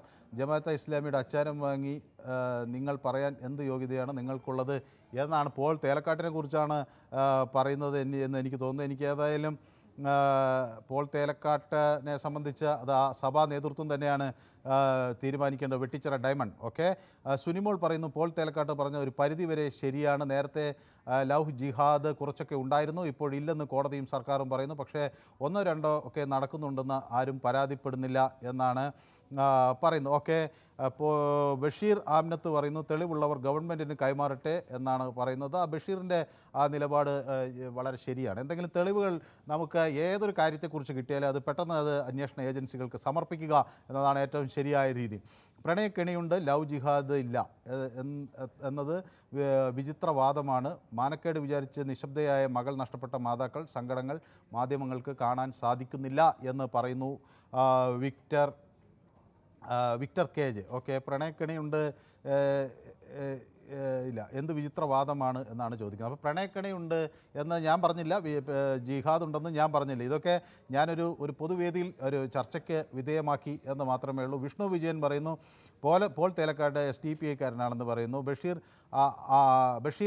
ബഷീർ അമാനത്ത് പറയുന്നത് പ്രണയമുണ്ടാകാം, അത് ജിഹാദ് എന്ന് പറയരുതെന്ന് പറയുന്നു. ഷെർലി തോമസ് പറയുന്നു സഭയ്ക്ക് പെണ്ണുങ്ങൾ മതം മാറുന്നതിൻ്റെ പ്രശ്നമല്ല എന്ന്, അവരെ മതം മാറുന്നതിൻ്റെ പ്രശ്നമല്ല അവരിത് പറയിക്കുന്നത് എന്നാണ് പറയുന്നത്. ഓക്കെ, വിഷ്ണു ആലപ്പു പറയുന്നു കർണാടക സർക്കാർ വിജ്ഞാപനം പ്രബുദ്ധ കേരളത്തിൻ്റെ കമ്മ്യൂണിസ്റ്റ് കോൺഗ്രസ് കാണുന്നില്ലല്ലോ എന്നാണ് പറയുന്നത്. 18+ ഉത്തരേന്ത്യ മുഴുവൻ വർഗീയത പരത്തിയ ഈ ദൗത്യം ഇനി കേരളത്തിലാകും എന്ന് പറയുന്നു അലി മട്ടാഞ്ചേരി. ഓക്കെ, ഗോപകുമാർ പറയുന്നു സ്നേഹിച്ച് കല്യാണം കഴിക്കുന്നവരെ എന്തിന് മതം മാറ്റുന്നു എന്ന് ചോദിക്കുന്നുണ്ട്. ഓക്കെ, സുനിമോൾ പറയുന്നു പ്രണയക്കണി ഉണ്ടെന്ന് പറയുന്നു. ഗോപകുമാർ എന്നോടൊപ്പം ചേർന്നിട്ടുണ്ട്. സെബാസ്റ്റ്യൻ ചെറമേൽ നമ്മുടെ സ്ഥിരം പ്രേക്ഷകൻ, അദ്ദേഹം ഗുരുവിൻ്റെ ആരാധകനാണ് എന്ന് പറയുന്നു. അച്ഛൻ്റെ മറ്റാചാരങ്ങളെക്കാൾ ഭേദം ആണ് എന്ന് സഭയിലെ വിമതനാണ് അദ്ദേഹം. ഓക്കെ സെബാസ്റ്റ്യൻ ചെർമേൽ പറയുന്നു അദ്ദേഹം സഭയിലെ വിമതനാണെന്ന് പറയുന്നു. അച്ഛൻ സഭയുടെ കാര്യം നോക്കിയാൽ മതിയെന്ന് ജിൻസൺ പറയുന്നു. അതേസമയം നമ്മുടെ ടിറ്റോ പറയുന്നത് 1000 മാപ്രകൾ ന്യായീകരിച്ച് മെഴുകിയാലും ലവ് ജിഹാദ് ഉണ്ട് എന്നാണ്. ഞങ്ങൾ ഈ ടിറ്റോയൊക്കെ കുറച്ചുകൂടെ സഭ്യമായ ഭാഷ ഉപയോഗിച്ചാൽ നന്നായിരിക്കുമെന്നാണ് എനിക്ക് പറയാനുള്ളത്. തോമസ് ആലപ്പുഴയിൽ നിന്ന് വിളിക്കുന്നു. ശ്രീ തോമസിന് ഇതിൽ വിഷയത്തിൽ കാര്യം പറഞ്ഞാൽ മതി. അവനവന്റെ മക്കളെ അവനവൻ പഠിപ്പിക്കണം. അവനവന്റെ മതം അവനവന്റെ മക്കളെ പഠിപ്പിക്കാത്തതിന്റെ കുറ്റമാണിത്. അത് കൃത്യമായിട്ട് ഇന്ന് പണത്തിന് വേണ്ടിയാണ് പഠിപ്പിക്കുന്നത്. സ്കൂളിലും കോളേജിലും നേഴ്സിംഗിനും ഡോക്ടറും എഞ്ചിനീയറും ആക്കാനാണ് പഠിക്കുന്നത്. മനുഷ്യനാകാൻ പഠിക്കുന്നില്ല. ഇവിടെ ആരും മനുഷ്യനാകാൻ പഠിപ്പിക്കുന്നില്ല. ഒരു മതവും ക്രിസ്ത്യാനികൾക്ക് ഏറ്റവും പ്രധാനം പണം മാത്രം മതി. മതം വേണ്ട ക്രിസ്ത്യാനികൾക്ക്. ഏതെങ്കിലും മതത്തിന്റെ കൂടെ പൊക്കൊന്നാണ് ഇവിടുത്തെ ബിഷപ്പുമാര് തേലക്കാടിനെ പോലെയുള്ള കള്ള ബിഷപ്പുമാര് പറയുന്നത്. ഇന്ന് കൃത്യമായിട്ട് മതം അവര് പഠിപ്പിച്ചില്ല. അതിന്റെ കുറ്റമാണ് ഇന്ന് അനുഭവിക്കുന്നത്. ഓക്കെ, വ്യക്തമാണ് താങ്കളുടെ അഭിപ്രായം. രാജൻ നമ്മുടെ കൊല്ലത്തുനിന്നുള്ള സ്ഥിരം പ്രേക്ഷകൻ വിളിക്കുന്നു. ശ്രീ രാജൻ, പോൾ തേലക്കാട് പറയുന്നതിനെ സഭ അംഗീകരിക്കുമെന്ന് എനിക്കിപ്പോൾ തോന്നുന്നില്ല. ശ്രീ രാജൻ എന്ത് തോന്നുന്നു? സാറേ, ഈ പൊതുവേദി ഇങ്ങനെ അടിച്ചു കയറിയെന്നുള്ളത് ഞാൻ ആദ്യമേ പറഞ്ഞിരുന്നു. അതിന്റെ ക്രെഡിറ്റ് ഞങ്ങള് പഴയ ആൾക്കാർക്കാണ്. അതിന്റെ ഇടയ്ക്ക് സാറിനൊരു വിവരം അറിഞ്ഞോ? മുഹമ്മദ് മഞ്ചേരി അപകടത്തിൽപ്പെട്ടി കിടക്കുവാണ്. നമ്മളൊരു ദിവസം കാലൊടിഞ്ഞ് അദ്ദേഹം കിടക്കുമ്പോൾ അദ്ദേഹം നമ്മളെ വിളിച്ചു. അപ്പൊ ഞാൻ ചോദിച്ചു എന്താണ് കുറെ ദിവസമായിട്ട് കാണാത്ത. അപ്പൊ ഒരു വണ്ടി റിവേഴ്സ് എടുക്കുമ്പോഴോ മറ്റോ ഈ പാവം മനുഷ്യൻ ശ്രദ്ധിക്കാതെ ഇടിച്ചു, കാര്യമായി പരിക്കേറ്റു. ഏതായാലും അദ്ദേഹം ഉണ്ട്. അപ്പോൾ പലരും മുഹമ്മദ് മഞ്ചേരിയെ അന്വേഷിച്ചു. ഞാനും അതും അദ്ദേഹത്തോട് പറഞ്ഞു. അപ്പോൾ അത് ശ്രീ രാജൻ പറഞ്ഞ പോലെ നമ്മുടെ പൊതുവേദിയുടെ വലിയ മുന്നേറ്റം അത് കണക്കുകളിലൊക്കെ വ്യക്തമാവുകയാണ്. അതെ, അത് പ്രേക്ഷകരുടെ മാത്രം ക്രെഡിറ്റാണ് എന്ന് ഞാൻ പറയാൻ ആഗ്രഹിക്കും. കാരണം അത് ഞങ്ങളുടെ ഒരു ന്യൂസ് 18 പോലും അതിൻ്റെ ഒരു ക്രെഡിറ്റ് എടുക്കാൻ ആഗ്രഹിക്കുന്നില്ല. കാരണം ഇത് കേൾക്കാൻ ഞങ്ങൾ പറയുന്നതിനേക്കാൾ കൂടുതൽ പ്രേക്ഷകരെന്ത് പറയുന്നു എന്ന് കേൾക്കാനാണ് ആളുകൾ പൊതുവേദി കാണാൻ തുടങ്ങിയത്. ഇന്ന് ഭരണസ്ഥിര കേന്ദ്രങ്ങളിൽ ഇരിക്കുന്നവർ മറ്റു പലരും ഇത് കാണുന്നു എന്നത് വളരെയധികം സന്തോഷമാണ്. അതെ, ഞങ്ങളെ അപ്പോ ഈ തുടക്കത്തിൽ ഉണ്ടായിരുന്ന ആൾക്കാരാ സുരേന്ദ്രന്, ദീപു, ഞാന്, പിന്നെ നമ്മുടെ മുഹമ്മദ് മഞ്ചേരി, ഇവരൊക്കെ വളരെ തുടക്കത്തിൽ ഉണ്ടായിരുന്ന ആൾക്കാരാണ്. അപ്പൊ അതൊരു വലിയ വിജയമാണ് സത്യത്തില്. പിന്നെ ഞാൻ നമ്മുടെ മന്ത്രി രാജനെ കണ്ടിരുന്നു. രാജനും ഞാനുമായിട്ട് കുറച്ചു നേരം തിരുവനന്തപുരത്ത് സംസാരിച്ചു. പുള്ളി വളരെ കാര്യമായിട്ട് പോസിറ്റീവായിട്ടാണ് പറയുന്നത്. ഇങ്ങനെയുള്ള പരിപാടികൾ സംഘടിപ്പിക്കുന്ന ആൾക്കാർ അങ്ങോട്ടും ഇങ്ങോട്ടും വർത്താനം പറഞ്ഞ് ഈ കാര്യങ്ങളൊക്കെ അറിയുന്നത് നല്ലതാണെന്നാണ് പുള്ളി പറഞ്ഞത്. പല മന്ത്രിമാരും ഇത് കാണുന്നുണ്ടെന്നാണ് ഞാൻ മനസ്സിലാക്കുന്നത്. പൊതുവെ ജനങ്ങൾ എന്താണ് പറയുന്നത് അവരെ കുറിച്ച് അറിയാൻ. വളരെ നല്ല കാര്യം. പിന്നെ മൂന്നാമത്തെ കാര്യം, അതുപോലെ തന്നെ ശ്രീ രാജൻ ഈ മന്ത്രിയൊക്കെ കാണുമ്പോൾ പൊതുവേദിയുടെ ഒരു പ്രതിനിധി എന്ന നിലയിൽ അവർക്ക് നമ്മുടെ ആശംസയൊക്കെ അറിയിക്കണം. പ്രേക്ഷകരൊക്കെ അവർ നന്നായി ഭരിക്കും എന്ന പ്രതീക്ഷയിലാണെന്നൊക്കെ അവരോട് പറയണം. ഉണ്ട്, ഞങ്ങള് കൈ കൊടുത്ത് ഞാൻ സംസാരിച്ചു. വളരെ നല്ല മനുഷ്യരാട്ടോ പുള്ളി. ഞാൻ അത്രയും വിചാരിച്ചില്ല. പുള്ളി വളരെ ഓപ്പൺ ആയിട്ട് ഒരു സങ്കോചവും ഇല്ലാതെ അല്ലെങ്കിൽ എന്തെങ്കിലും ഒരു തലക്കനമോ ഒന്നും ഇല്ലാതെ വളരെ മാന്യമായിട്ട് സംസാരിച്ചു. നല്ല മനുഷ്യനാണ്. എന്നിട്ട് പോട്ടെ, ഈ പോൾ തേലക്കാട് എന്ന് പറഞ്ഞ ആളിനെ കുറിച്ച് വളരെ നല്ല അഭിപ്രായം ഒന്നും ഈ സഭകളിലൊന്നുമില്ല. രണ്ടാമത് അന്ന് പഞ്ചാബിലെ ഒരു ബിഷപ്പ് അന്ന് പെണ്ണുകേസിൽ പെട്ടപ്പോ ഇയാള് കള്ളത്തരവ് കാണിച്ച് ഒത്തിരി തോന്നിയാൽ കാണിച്ചാണ്. അതുപോലെ തന്നെ വിമർശനം ഉണ്ടായിരുന്നു. ഫ്രാങ്കോ പിതാവ് പെട്ടപ്പോൾ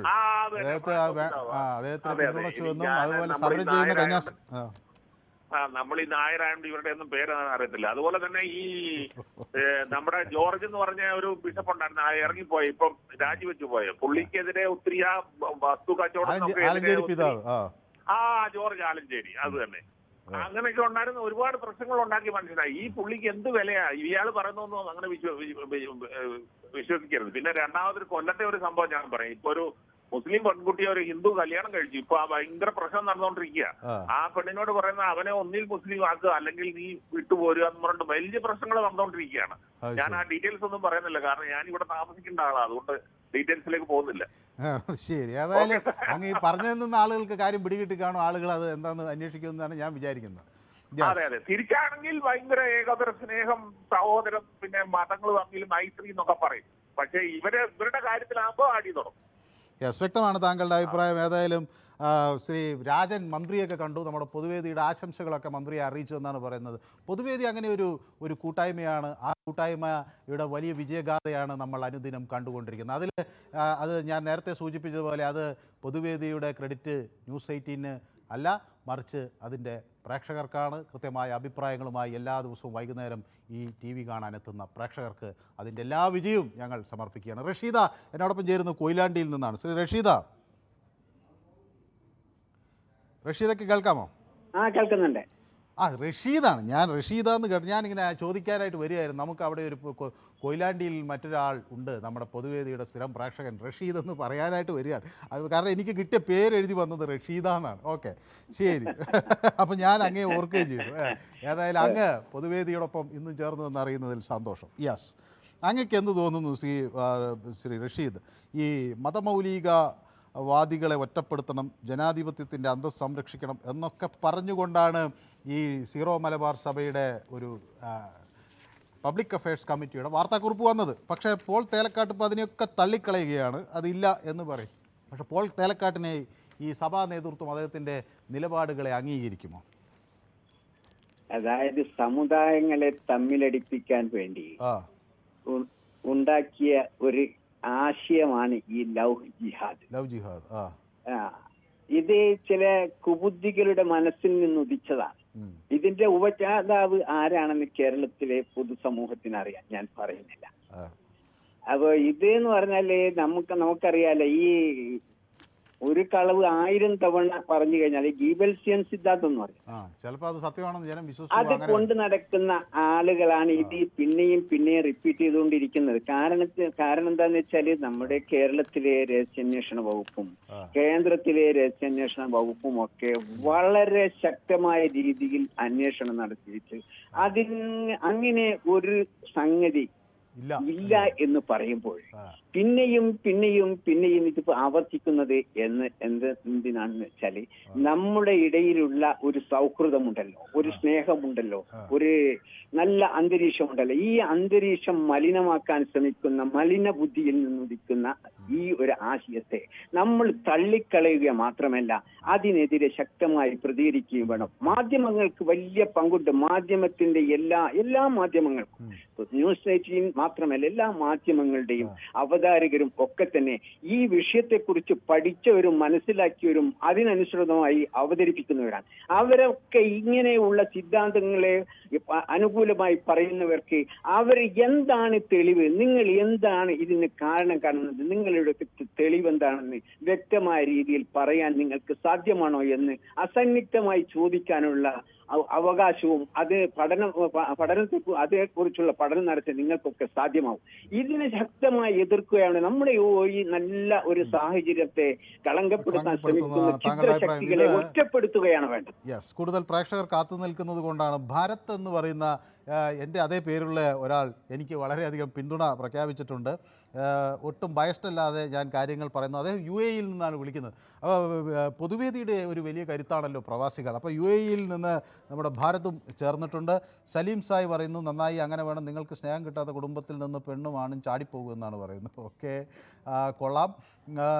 ടിറ്റോ ഞങ്ങളോട് തികഞ്ഞ ദേഷ്യത്തിലാണ്, ഞങ്ങളിതൊക്കെ ഒളിപ്പിച്ചു വെക്കുകയാണ്, ലവ് ജിഹാദിൻ്റെ വിവരങ്ങൾ കിട്ടിയിട്ട് ഞങ്ങൾ ഒളിപ്പിച്ചു വെക്കുകയാണെന്നാണ് പറയുന്നത്. എൻ്റെ ടിറ്റോന് എന്തെങ്കിലും ഉണ്ടെങ്കിൽ ടിറ്റോ ഒന്ന് ദയവായി ഇത് കൊണ്ട് കൊടുക്കണം എന്നാണ് എനിക്കും പറയാനുള്ളത്. നമ്മുടെ പൊതുവേദിയിൽ അടുത്ത് ചേരുന്ന ദീപു, തിരുവനന്തപുരത്ത്. ദീപുവിനെ കണ്ടില്ലല്ലോ എന്ന് ഞാൻ കുറേ ദിവസമായി വിചാരിക്കുകയായിരുന്നു. ദീപു തിരക്കിലായിരുന്നു, എന്തു പറ്റി? അല്ല, ഞാന് വിളിക്കുന്നുണ്ട്, കിട്ടുന്നില്ല. കാരണം ഞാൻ വിളിച്ചു കഴിഞ്ഞാൽ ചിലവരൊക്കെ എന്തെങ്കിലും മനുവിന് പൈസ തരും എന്നൊക്കെ പറഞ്ഞ് ഞാൻ നിരന്തരം ശ്രമിച്ചുകൊണ്ടിരിക്കുകയാണ്. മനുവിനെ ഒരു പണക്കാരനാക്കി ഞാൻ അടങ്ങും. അപ്പം അങ്ങനെയാണ്. പിന്നെ ഈ PC ജോർജിന്റെ കാര്യം നമ്മൾ പലവട്ടം പല രീതിയിൽ കേരള പൊതുസമൂഹത്തിൽ എല്ലാവർക്കും എന്താണ് PC ജോർജ് എന്ന് വ്യക്തമായിട്ടുള്ള ഒരു കാര്യമാണ്. ഞാൻ ചോദിക്കുന്നത്, ഇപ്പോൾ തേലക്കാട്ടിനെ അംഗീകരിക്കാൻ ഈ സഭാ നേതൃത്വം തയ്യാറാവും? അവർ ഈ നിലപാടിനെ ഉൾക്കൊള്ളുമോ? എന്താണ് ദീപുവിന് തോന്നുന്നത്? ഈ നേരത്തെ ഇവിടെ പലരും പറഞ്ഞതുപോലെ പോൾ തേലക്കാട്ട് ഒരു വിമതനായി നിൽക്കുകയാണ്. പക്ഷെ അദ്ദേഹം പലപ്പോഴും പല അഭിപ്രായങ്ങളും പറഞ്ഞിട്ടുണ്ട്. അതിനകത്ത് നമുക്ക് വിമർശിക്കപ്പെടേണ്ടതും അംഗീകരിക്കേണ്ടതുമായിട്ടുള്ള പല കാര്യങ്ങളുണ്ട്. പക്ഷെ ഇപ്പൊ അദ്ദേഹം പറഞ്ഞിരിക്കുന്ന വളരെ കറക്റ്റ് ആയിട്ടുള്ള ഒരു കാര്യമാണ് ഈ PC ജോർജ് ഇത് എന്തെങ്കിലും ഒരു തെളിവ് വെക്കണ്ടേ. പിന്നെ മനു, ഒരു കാര്യം ഞാൻ പറയാം. മനു പലപ്പോഴും ഇപ്പൊ പറഞ്ഞു നമ്മുടെ ഈ പൊതുവേദിയുടെ ഒരു പ്രാധാന്യം ഞാൻ നേരത്തെ തന്നെ പറഞ്ഞിട്ടുണ്ട്. ജനങ്ങൾക്ക് പറയാനുള്ള ഒരു അവസരം 1 മണിക്കൂർ, നേരത്തെ അരമണിക്കൂറായിരുന്നു, ഇപ്പൊ 1 മണിക്കൂറായി. പക്ഷെ ഈ ഇതിനകത്ത് വന്ന് വളരെ അൺപാർലമെന്ററി ആയിട്ട് സംസാരിക്കുന്ന മനു കേട്ടോണ്ട് നിന്നിട്ട് ഇത് വ്യക്തമായിട്ടുണ്ട് എന്ന് പറഞ്ഞ് അവസാനിപ്പിക്കരുത് ദയവ് ചെയ്ത്. അതായത് തന്തയ്ക്ക് വിറക്കുക, എന്താ തള്ളയ്ക്ക് പറഞ്ഞാൽ കുഴപ്പമുണ്ടോ? പിന്നെ അതുപോലെ പുല്ല്, ഇങ്ങനെയൊക്കെ ഭാഷ ഉപയോഗിക്കുമ്പം അത് ഈ പരിപാടിയുടെ തന്നെയുള്ള ഒരു അതിന്റെ നിലവാരത്തെ പിന്നോട്ടേക്ക് നയിക്കും. കാരണം ഇതൊന്ന് വലിയ ആളുകൾ കാണുന്നു, ഒരുപാട് വലിയ സമൂഹം കാണുന്നു. ഞാനത് പലതവണ ആവർത്തിച്ച് പറയുന്നതാണ്. നമ്മൾ സഭ്യമായ ഭാഷയിൽ ഈ കാര്യങ്ങൾ പറഞ്ഞാൽ മാത്രമേ സീരിയസ് ആയ ആളുകൾ നമ്മളെ ഗൗരവത്തിലെടുക്കുകയുള്ളൂ. അല്ലെങ്കിൽ അവരിത് ഒരു മോശം പരിപാടിയായി തള്ളിക്കളഞ്ഞു പോകും. അപ്പൊ നമുക്ക് ഉത്തരവാദിത്തമാണ്. ഉപയോഗിക്കുന്നത് എന്തിനാണ്?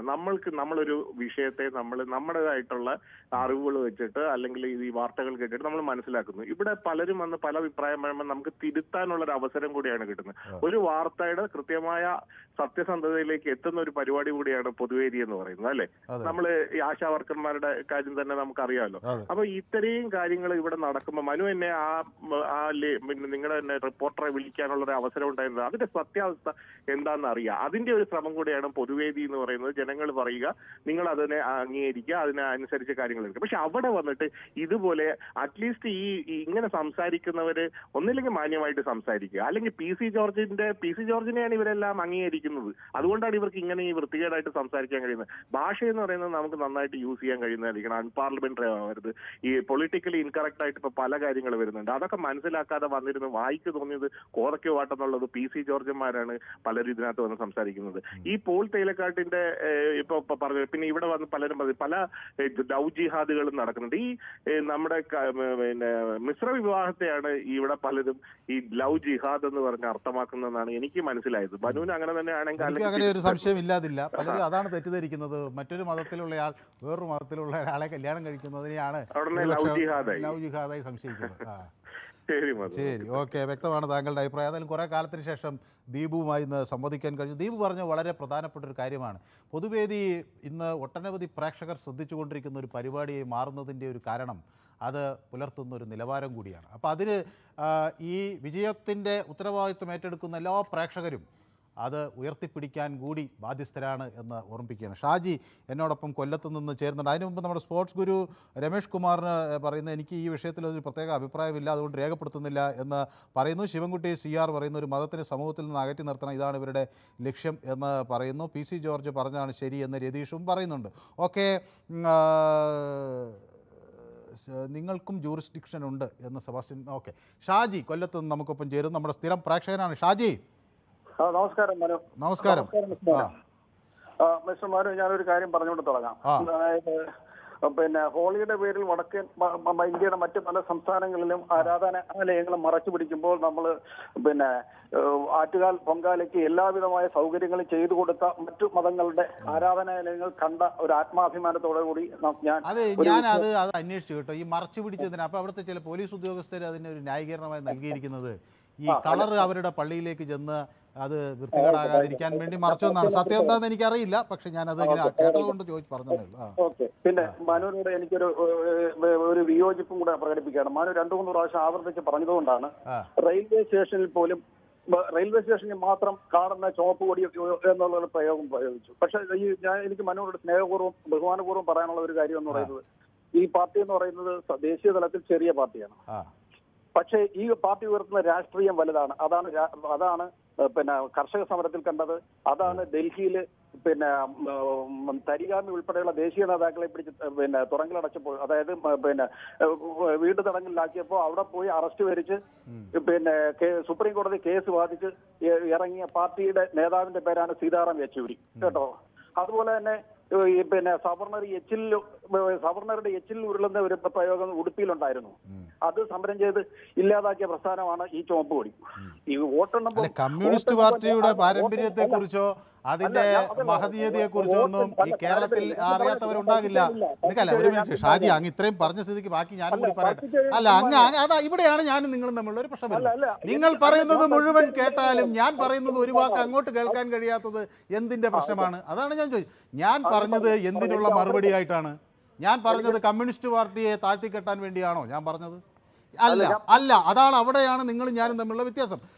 അവർ കമ്മ്യൂണിസ്റ്റ് പാർട്ടിയെ ഞങ്ങൾ ഇതാ അടുത്ത് വരാനിരിക്കുന്ന തെരഞ്ഞെടുപ്പിൽ തകർക്കുന്നു എന്നൊരു ലക്ഷ്യത്തോടു കൂടി പ്രവർത്തിക്കുന്ന ഒരു ചാനലാണ് ന്യൂസ് 18 എന്ന് പറഞ്ഞപ്പോൾ അങ്ങനെ എല്ലാ എന്നും സമർത്ഥിക്കാൻ വേണ്ടിയാണ് ഞാൻ പറഞ്ഞത്.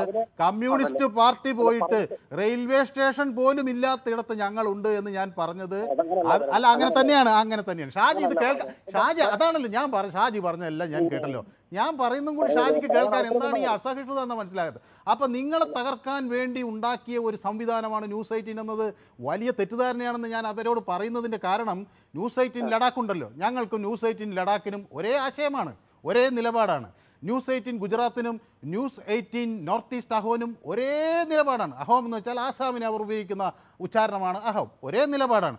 അപ്പോൾ ഞങ്ങൾക്ക് പല പല നിലപാടുകളില്ല. ഇവിടെ കമ്മ്യൂണിസ്റ്റ് പാർട്ടി എതിർക്കുക, അവിടെ കമ്മ്യൂണിസ്റ്റ് പാർട്ടി അനുകൂലിക്കുക, അങ്ങനെയില്ല. അപ്പോൾ ഞങ്ങൾ പറയുന്നത് ഞങ്ങൾ സാർവദേശികമായ ഒരു നിലപാട് ഉയർത്തിപ്പിടിക്കുന്നവരാണ്. അത് ജനപക്ഷത്തു നിന്നുള്ള നിലപാട്. നിങ്ങൾ മോശക്കാരാണെന്നോ നിങ്ങളുടെ ചരിത്രം പരിശോധിച്ചാൽ നല്ലത് കാണാൻ കഴിയില്ലെന്നൊന്നും ഞാൻ പറയുന്നില്ല. സീതാറാം യെച്ചൂരി അങ്ങേയറ്റത്തെ ആദരവോടുകൂടി കാണുന്ന ഒരാളാണ് ഞാൻ. അതെ, ഞാൻ പഠിച്ച ക്യാമ്പസിൽ എൻ്റെ സീനിയറായി പഠിച്ച ഒരാളാണ്. എനിക്ക് അദ്ദേഹത്തോടൊക്കെ വലിയ ബഹുമാനമേ ഉള്ളൂ. ഇന്ന് വിജു കൃഷ്ണൻ ഞാൻ പഠിച്ച ക്യാമ്പസിൽ അവിടെ യൂണിവേഴ്സിറ്റി യൂണിയൻ്റെ ചെയർമാനായിരുന്ന ആളാണ്. അപ്പോൾ അതൊന്നും ഞങ്ങൾക്ക് അവരോടൊന്നും പ്രത്യേക ദേഷ്യമോ വിയോജിപ്പോ ഒന്നുമില്ല. പക്ഷേ ഞങ്ങളെന്തോ ഇവരെ തകർക്കാൻ വേണ്ടി നടക്കുകയാണെന്നുള്ള തെറ്റായ പ്രതീതി ജനിപ്പിക്കുമ്പോൾ എനിക്കതിനൊരു ഉദാഹരണമായി ഇത് പറയേണ്ടി വന്നേ ഉള്ളൂ. അതിനപ്പുറത്തേക്ക് അതിനെ കാണേണ്ട. അല്ല വേറെ എന്തെല്ലാം വാക്കുകൾ ഉപയോഗിക്കായിരുന്നു. മനു ഒരു പ്രാവശ്യമല്ല അത് ഉപയോഗിച്ചത്. അല്ല, ഞാൻ ഒരു വാക്കല്ല ഞാൻ പറയുന്നത്. അതാണ് നിങ്ങൾ ഞാൻ പറയട്ടെ, ഞാൻ ഇത്രയും നേരം നിങ്ങൾ പറഞ്ഞല്ലോ, ഞാൻ കേട്ടോണ്ടിരുന്നത്. ഞാൻ പറയട്ടെ, മനു അന്നേരം പറഞ്ഞത് റെയിൽവേ സ്റ്റേഷനിൽ ചുവപ്പ് പൊടി ഉള്ളിടത്തും ഞങ്ങളുടെ ഇതുണ്ടെന്ന് പറഞ്ഞു. ഞാൻ അതിന് മറുപടിയാണ് പറഞ്ഞത്. ആ പ്രയോഗം തികച്ചും പ്രതിഷേധകരമാണ്. അതിൽ പ്രതിഷേധിക്കാനൊന്നുമില്ല. അവിടെ അതായത് നിങ്ങൾ പറഞ്ഞത് അല്ലെന്നേ, അതിൽ പ്രതിഷേധിക്കാനൊന്നുമില്ല. നിങ്ങൾ പറഞ്ഞത് കമ്മ്യൂണിസ്റ്റ് പാർട്ടിയെ എതിർക്കാൻ വേണ്ടി നിൽക്കുന്ന ഒരു ചാനലാണ് ന്യൂസ് 18 എങ്കിൽ കമ്മ്യൂണിസ്റ്റ് പാർട്ടി ഉള്ളിടത്ത് ന്യൂസ് 18 ഉണ്ടാക്കിയ പോരെ? അങ്ങനെയല്ല എന്ന് തെളിയിക്കാൻ വേണ്ടിയാണ് ഞാൻ പറഞ്ഞത്. നിങ്ങൾ ഇല്ലാത്ത ഒരു സ്ഥലത്ത്, ചുവപ്പ് കൊടിയേ ഇല്ലാത്ത സ്ഥലത്ത് ഞങ്ങളുണ്ട് എന്ന്. അത്രേ ഉള്ളൂ അതിന്റെ കാര്യം. അങ്ങനെ ഇപ്പൊ പറഞ്ഞതിന്റെ ഒരു അഭിപ്രായമാണ് ഞാൻ പറഞ്ഞത് കേട്ടോ. ഹലോ, അപ്പൊ അങ്ങനെ അന്ന് പറഞ്ഞതിന്റെ ഈ ഒരു പ്രയോഗത്തിന്റെ അടിസ്ഥാനമാണ് ഞാൻ പറഞ്ഞത്. അപ്പൊ മനു ഇനിയും അങ്ങനെ പ്രയോഗിക്കുമ്പോ ഈ കാര്യങ്ങൾ ഈ പ്രസ്ഥാന വോട്ടെണ്ണ ഈ പാർട്ടി നോട്ടയ്ക്ക് പിന്നിലാണ്. പക്ഷേ ഈ പാർട്ടി ഉയർത്തുന്ന രാഷ്ട്രീയം വലുതാണ്, അത് ഇന്നതാണ് എന്നും കൂടെ സൂചിപ്പിക്കാൻ വേണ്ടി മാത്രം ഇനിയും പറഞ്ഞോളൂ. പറയുമ്പോ ഇതൊന്ന് മനസ്സിൽ വരണമെന്ന് മാത്രം. ഞങ്ങൾക്ക് അതിൽ അഭിപ്രായ വ്യത്യാസമില്ല. ഈ രാജ്യം തെരഞ്ഞെടുത്ത് അല്ലെങ്കിൽ ഈ കേരളം തെരഞ്ഞെടുത്തിട്ടുള്ള ഒരു സർക്കാരിനെ അങ്ങേയറ്റ ആദരവോടുകൂടി തന്നെയാണ് ഞങ്ങൾ കാണുന്നത്. അതിലെവിടെയാണ് അതിലെവിടെയാണ് സീതാറാം യെച്ചൂരിയെ മോശപ്പെടുത്തുന്നത്? എവിടെയാണ് പ്രകാശ് കാരാട്ടിനെ മോശപ്പെടുത്തുന്നത്? എവിടെയാണ് വൃന്ദ കാരാട്ടിനെ മോശപ്പെടുത്തുന്നത്? എവിടെയില്ല. പക്ഷെ നിങ്ങൾ പറയാണ് ഇതാ ഞങ്ങളെ തകർക്കാൻ വേണ്ടി നിങ്ങൾ ഇതിങ്ങനെ ഒരു പ്രയോഗമായി കൊണ്ടു നടക്കുകയാണ്, ന്യൂസ് 18 ജീവിത ലക്ഷ്യവും സ്ഥാപന ലക്ഷ്യവും ഒക്കെ ഇതാണ് എന്ന് പറഞ്ഞാൽ അതല്ല. 40-ലധികം ചാനലുകളുടെ ന്യൂസ് 18 ഒരുപാട് മേഖലകളുണ്ട്. അത് ജനങ്ങളുമായി സംവദിക്കാനുള്ള ഒരു സംവിധാനമായി അത് മാറുകയാണ്. അതന്നെ അപ്പുറത്തേക്ക് ഏതെങ്കിലും ഇപ്പം ഈ സ്ഥാപനത്തിൻ്റെ മേധാവി ഒരാളും വന്ന് എന്നോട് പറയുന്നില്ല, മനു ഭാരത് നാളെ മുതൽ നിങ്ങൾ CPM-നെ അറ്റാക്ക് ചെയ്തുകൊണ്ട് ഒരു വാർത്ത കൊടുക്കണം അല്ലെങ്കിൽ ഒരു ചർച്ച നയിക്കണം ഒരു തരത്തിലുള്ള ഇൻസ്ട്രക്ഷൻ എനിക്ക് കിട്ടില്ല.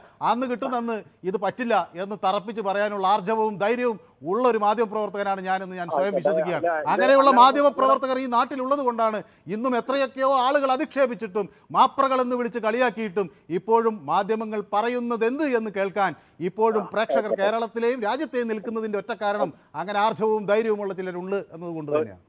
അല്ലേ? അതല്ലേ പറഞ്ഞോട്ടെ. അപ്പോ ഞാൻ പറഞ്ഞോട്ടെ, അതായത് ഇത് കേരളത്തിന്റെ വിവിധ ഭാഗങ്ങളെ ലോകത്തിന്റെ പല ഭാഗത്തും വരുന്നുണ്ട്, പലരും വിളിക്കുന്നുണ്ട്. ആ വിളിക്കുന്നവരെ ഒന്നും ഞങ്ങൾ ഫേസ് ടു ഫേസ് കണ്ടതിന് ശേഷമല്ലേ വിളിക്കുന്നത്. പക്ഷെ മനുവിന്റെ ഭാഗത്തു നിന്ന് വന്ന ഒരു അഭിപ്രായത്തിന് ഉള്ള മറുപടിയാണ് പറയുന്നത്. ബെൽക്കീസ് ബാനൂസ് കേസ് ആയാലും അതിന്റെ അങ്ങേയറ്റം വരെ പോയി കേസ് ബാധിച്ച് അവർക്ക് നീതി മേടിച്ചു കൊടുത്ത ആളിന്റെ പേര് സുഹാഷിനി അലി എന്നാണ്.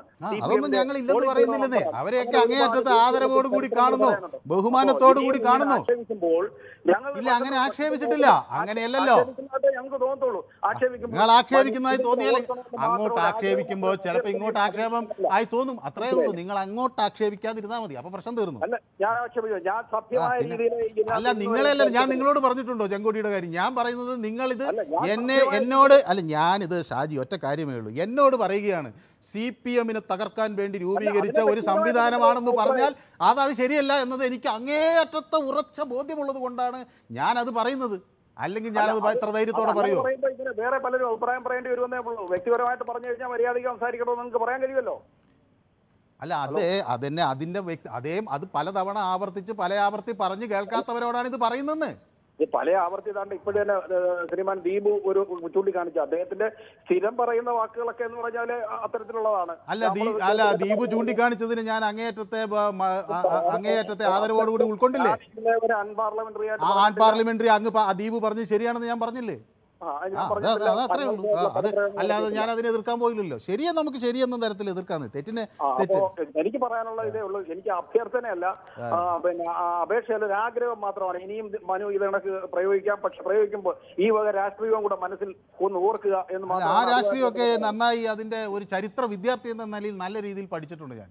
ആയിക്കോട്ടെ, പഠിച്ചിട്ടില്ല എന്ന് ഞാൻ പറയുന്നില്ല. ആ ഒരു ബോധം മാത്രമല്ല ഈ സീതാറാം യെച്ചൂരിയൊക്കെ പഠിച്ച അതേ ക്യാമ്പസിൽ അദ്ദേഹത്തിന് ജൂനിയറായി പഠിച്ച ഒരാളാണ് ഞാൻ. അത്രേ ഉള്ളൂ. അതാണ് ഞാൻ. ശരി, ഓക്കെ. അപ്പോ ഈ വിഷയമായിട്ട് ബന്ധപ്പെട്ട്, നിലവിലുള്ള വിഷയമായിട്ട് ബന്ധപ്പെട്ട് എനിക്ക് പറയാനുള്ളതെന്ന് പറയുന്നത്, ഇത് പിന്നെ കുറെ അച്ഛന്മാര് ഇദ്ദേഹത്തിന്റെ കൂടെ ഉണ്ട്, PC ജോർജിന്റെ കൂടെ ഉണ്ട്. അതിന്റെ കാരണം എന്ന് പറഞ്ഞാൽ EDയുടെ ഭീഷണിയുണ്ട്. അതുപോലെ തന്നെ മൂടിയ കിണറും മൂടാത്ത കിണറിന്റെയും കുറെ കഥകൾ ഉണ്ട്. അതൊക്കെ ചിലപ്പം ഒക്കെ ഇവരെ ആശങ്കപ്പെടുന്നുണ്ടാവാം. അതുകൊണ്ടാണ് ഈ PC ജോർജ് വഴി ഒരു കളി കളിക്കുന്നത് ഇന്നത്തെ പുതിയ രാഷ്ട്രീയ സാഹചര്യത്തിൽ എന്നാണ് എനിക്ക് തോന്നുന്നത്. തൽക്കാലം ഇത്രയും മാത്രമേ പറയുന്നുള്ളൂ. യെസ്, വ്യക്തമാണ് താങ്കളുടെ അഭിപ്രായം. ദീപു അൺപാർലമെൻ്ററി ആയി സംസാരിച്ചതിന് തെളിവ് ഇവിടെ വെക്കുക. ഇല്ല, ദീപു അൺപാർലമെൻ്ററി ആയി ഒന്നും പറഞ്ഞിട്ടില്ല. മനുവിന് പാർട്ടി ക്ലാസ് കിട്ടി എന്നാണ് പറയുന്നത് ജോസഫ്. ഓക്കെ, നല്ലത് തന്നെ. നമ്മളിതൊരു പൊതുവേദിയല്ലേ, പാർട്ടിക്കാരൊക്കെ വരട്ടെ, എല്ലാവരും അവരവരുടെ അഭിപ്രായങ്ങൾ പറയട്ടെ. അവരൊക്കെ സ്ഥിരം പ്രേക്ഷകരും കൂടിയാണ് നമ്മുടേത്. അതാണ് നമ്മളിതിൽ ഏറ്റവും പ്രധാനമായി കാണുന്നത്. അവരും കൂടി ഉൾപ്പെട്ടതാണ് നമ്മുടെ പൊതുവേദി. അപ്പോൾ അതിൽ കുഴപ്പമില്ല. ജോമോൻ ജോസഫ് എനിക്ക് പിന്തുണ പ്രഖ്യാപിക്കുന്നുണ്ട്. ഓക്കെ, PC ജോർജ് എന്ന വ്യക്തി പറയുന്നത് ഏറ്റുപറയുന്നവർ നിലവാരം കുറഞ്ഞവരാണ് എന്ന് അദ്ദേഹം പറയുന്നു. ഈ ജോസഫ് വേറെ എന്നോട് പറയുന്നത് വീരവാദം വേണ്ട കേട്ടോ. അത് ഇങ്ങോട്ട് വാദിച്ചാൽ ചിലപ്പോൾ അങ്ങോട്ട് വീരവാദമൊക്കെ കിട്ടിയെന്ന് വരും കേട്ടോ. അപ്പോൾ അത്രയേ ഉള്ളൂ. അല്ലാതെ ജോസഫിനെ വിഷമിപ്പിക്കാൻ വേണ്ടി ഞാനൊരു വീരവാദം പറഞ്ഞതൊന്നുമല്ല. ഞാൻ ചില കാര്യങ്ങൾ പറയുമ്പോൾ അത് ചില ആളുകൾക്ക് ഇഷ്ടപ്പെട്ടില്ല എന്ന് വരും. ഓക്കെ, ഒരു പാർട്ടിക്ക് വേണ്ടി സമയം കളയുന്നു. മനു പേടിച്ച് വിറച്ചു പോയി എന്നാണ് പറയുന്നത്. ഞാനങ്ങ് പേടിച്ച് വിറച്ച് ഒരു കാൽപോൾ കഴിക്കേണ്ട പനി പിടിച്ച അവസ്ഥയിലായിപ്പോയി. ശരി, ഓക്കെ. ദാസൻ കണ്ണൂരിൽ നിന്ന്, എൻ്റെ പ്രിയപ്പെട്ട ദാസൻ, താങ്കൾ എന്നോട് പിടങ്ങിപ്പോയത് ഞാൻ വിചാരിച്ചു കേട്ടോ. അങ്ങ് മടങ്ങി വന്നു. ഇത്രയും സന്തോഷമുള്ളൊരു ദിവസം ഈ മാസത്തിൽ ഉണ്ടായിട്ടില്ല. അങ്ങ് എനിക്ക് ഉറപ്പായിരുന്നു അങ്ങ് മടങ്ങി വരുമെന്ന്. അത് എനിക്ക് സന്തോഷം തരുന്നു. അത് കുഴപ്പമൊന്നുമില്ല. ശ്രീദാസന് എന്നെ ചീത്ത പറയാനും ശാസിക്കാനും ഒക്കെയുള്ള അധികാരമുണ്ട് അതിൽ. അതുകൊണ്ടാണ് ഞാൻ പറഞ്ഞത്, അതിനൊക്കെയുള്ള അധികാരമുണ്ട്. എന്നോട് തർക്കിക്കാനും വിശദീകരിക്കാനും ഒക്കെ അധികാരമുണ്ട്. പക്ഷേ ശ്രീദാസന് അധികാരം പിന്നെ ശ്രീദാസന് അധികാരമില്ലാത്ത ഒറ്റ കാര്യമേ ഉള്ളൂ, അത് ഇത് വിട്ടുപോവുക എന്നതാണ്. കാരണം അങ്ങുൾപ്പെട്ടവരുടെ ഒരു കൂട്ടായ്മയാണ്. നമ്മൾ വലിയ വിജയത്തിലേക്ക് നിൽക്കുകയാണ്. നമ്മളെ ഒരുപാട് ആളുകൾ കാണുകയാണ്. ശ്രീദാസൻ എവിടെ പോയി എന്ന് എല്ലാവരും അന്വേഷിക്കുകയാണ്. അപ്പോൾ അങ്ങ് എന്ത് പറയുന്നു എന്നറിയാൻ കേരളത്തിൽ, വിദേശത്ത്, ഉത്തരേന്ത്യയിലൊക്കെ ആളുകൾ കാത്തിരിക്കുകയാണ്. അപ്പോൾ അങ്ങ് എവിടെയും പോയില്ല. യെസ്, അതാണ്. അപ്പോൾ പൊതുവേദിയുടെ ആ സ്പിരിറ്റ് ഉൾക്കൊള്ളുന്ന ശ്രീദാസന് പൊതുവേദി നമ്മളെ ഈ പൊതുവേദി എല്ലാ ചാനലും ഇത് അനുവദിക്കാതെ എന്തുകൊണ്ടാണ് ഇതിന്റെ ക്രെഡിറ്റ് ഞങ്ങൾക്കൊണ്ടാണ്. എല്ലാവർക്കും ഇഷ്ടമാണ് ഈ പരിപാടി. ആർക്കും ഇഷ്ടമാണ്. പക്ഷേ നിങ്ങള് ക്രെഡിറ്റ് ന്യൂസ് എയ്റ്റീൻ ആയതുകൊണ്ട് എല്ലാ ആൾക്കാരും ഇത് അനുകരിക്കുന്നതാണ് മാത്രം. ഇത് കേൾക്കുന്നുണ്ടെങ്കിൽ എല്ലാ ആൾക്കാരും 1 മണിക്കൂർ എല്ലാ ജനം ഏറ്റവും നമ്മൾ നാട്ടുകാർക്ക് ഇങ്ങനത്തെ വേറെ പരിപാടി ലോകത്തില്ല. പക്ഷേ ഇതിന്റെ ക്രെഡിറ്റ് സത്യത്തിൽ മനു ഭാരതനല്ല, ന്യൂസ് 18 അല്ല. ഇതിന്റെ ക്രെഡിറ്റ് ശ്രീദാസനെ പോലുള്ള കേരളത്തിലെ പൊതുവേദിയെ സ്നേഹിക്കുകയും ഇഷ്ടപ്പെടുകയും എത്ര തന്നെ വഴക്കടിച്ചാലും മടങ്ങി വന്ന് വീണ്ടും ഇതിൻ്റെ ഭാഗമാണെന്ന് ഉറക്കെ പ്രഖ്യാപിക്കുകയും ചെയ്യുന്ന ആളുകളുടെ കരുത്താണ് പൊതുവേദി. അതുകൊണ്ട് ഇനി എന്തൊക്കെ തന്നെ സംഭവിച്ചാലും നമ്മൾ ഒറ്റക്കെട്ടായി നിൽക്കുന്നത് കൊണ്ട് തന്നെ പോട്ടെ.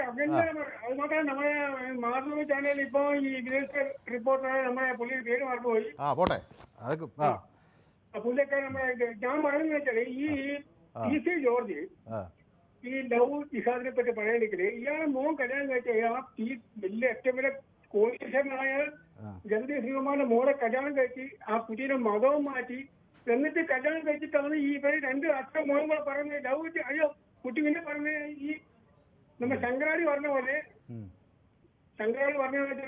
അയ്യോ കല്യാണം കഴിച്ച തെറ്റായി പോയിന്ന് ഞാനതിൽ ഖേദിക്കുന്നു എന്ന് പറഞ്ഞ പോലെ അല്ലേ. അതേപോലെ പറഞ്ഞു ഇത് ഇവരൊക്കെ വെറും ഇതെന്താ തെമ്മാറ്റാന്ന് പറഞ്ഞ ഈ ചേലക്കാടൊക്കെ നല്ല അച്ഛനാണ് കേട്ടാ.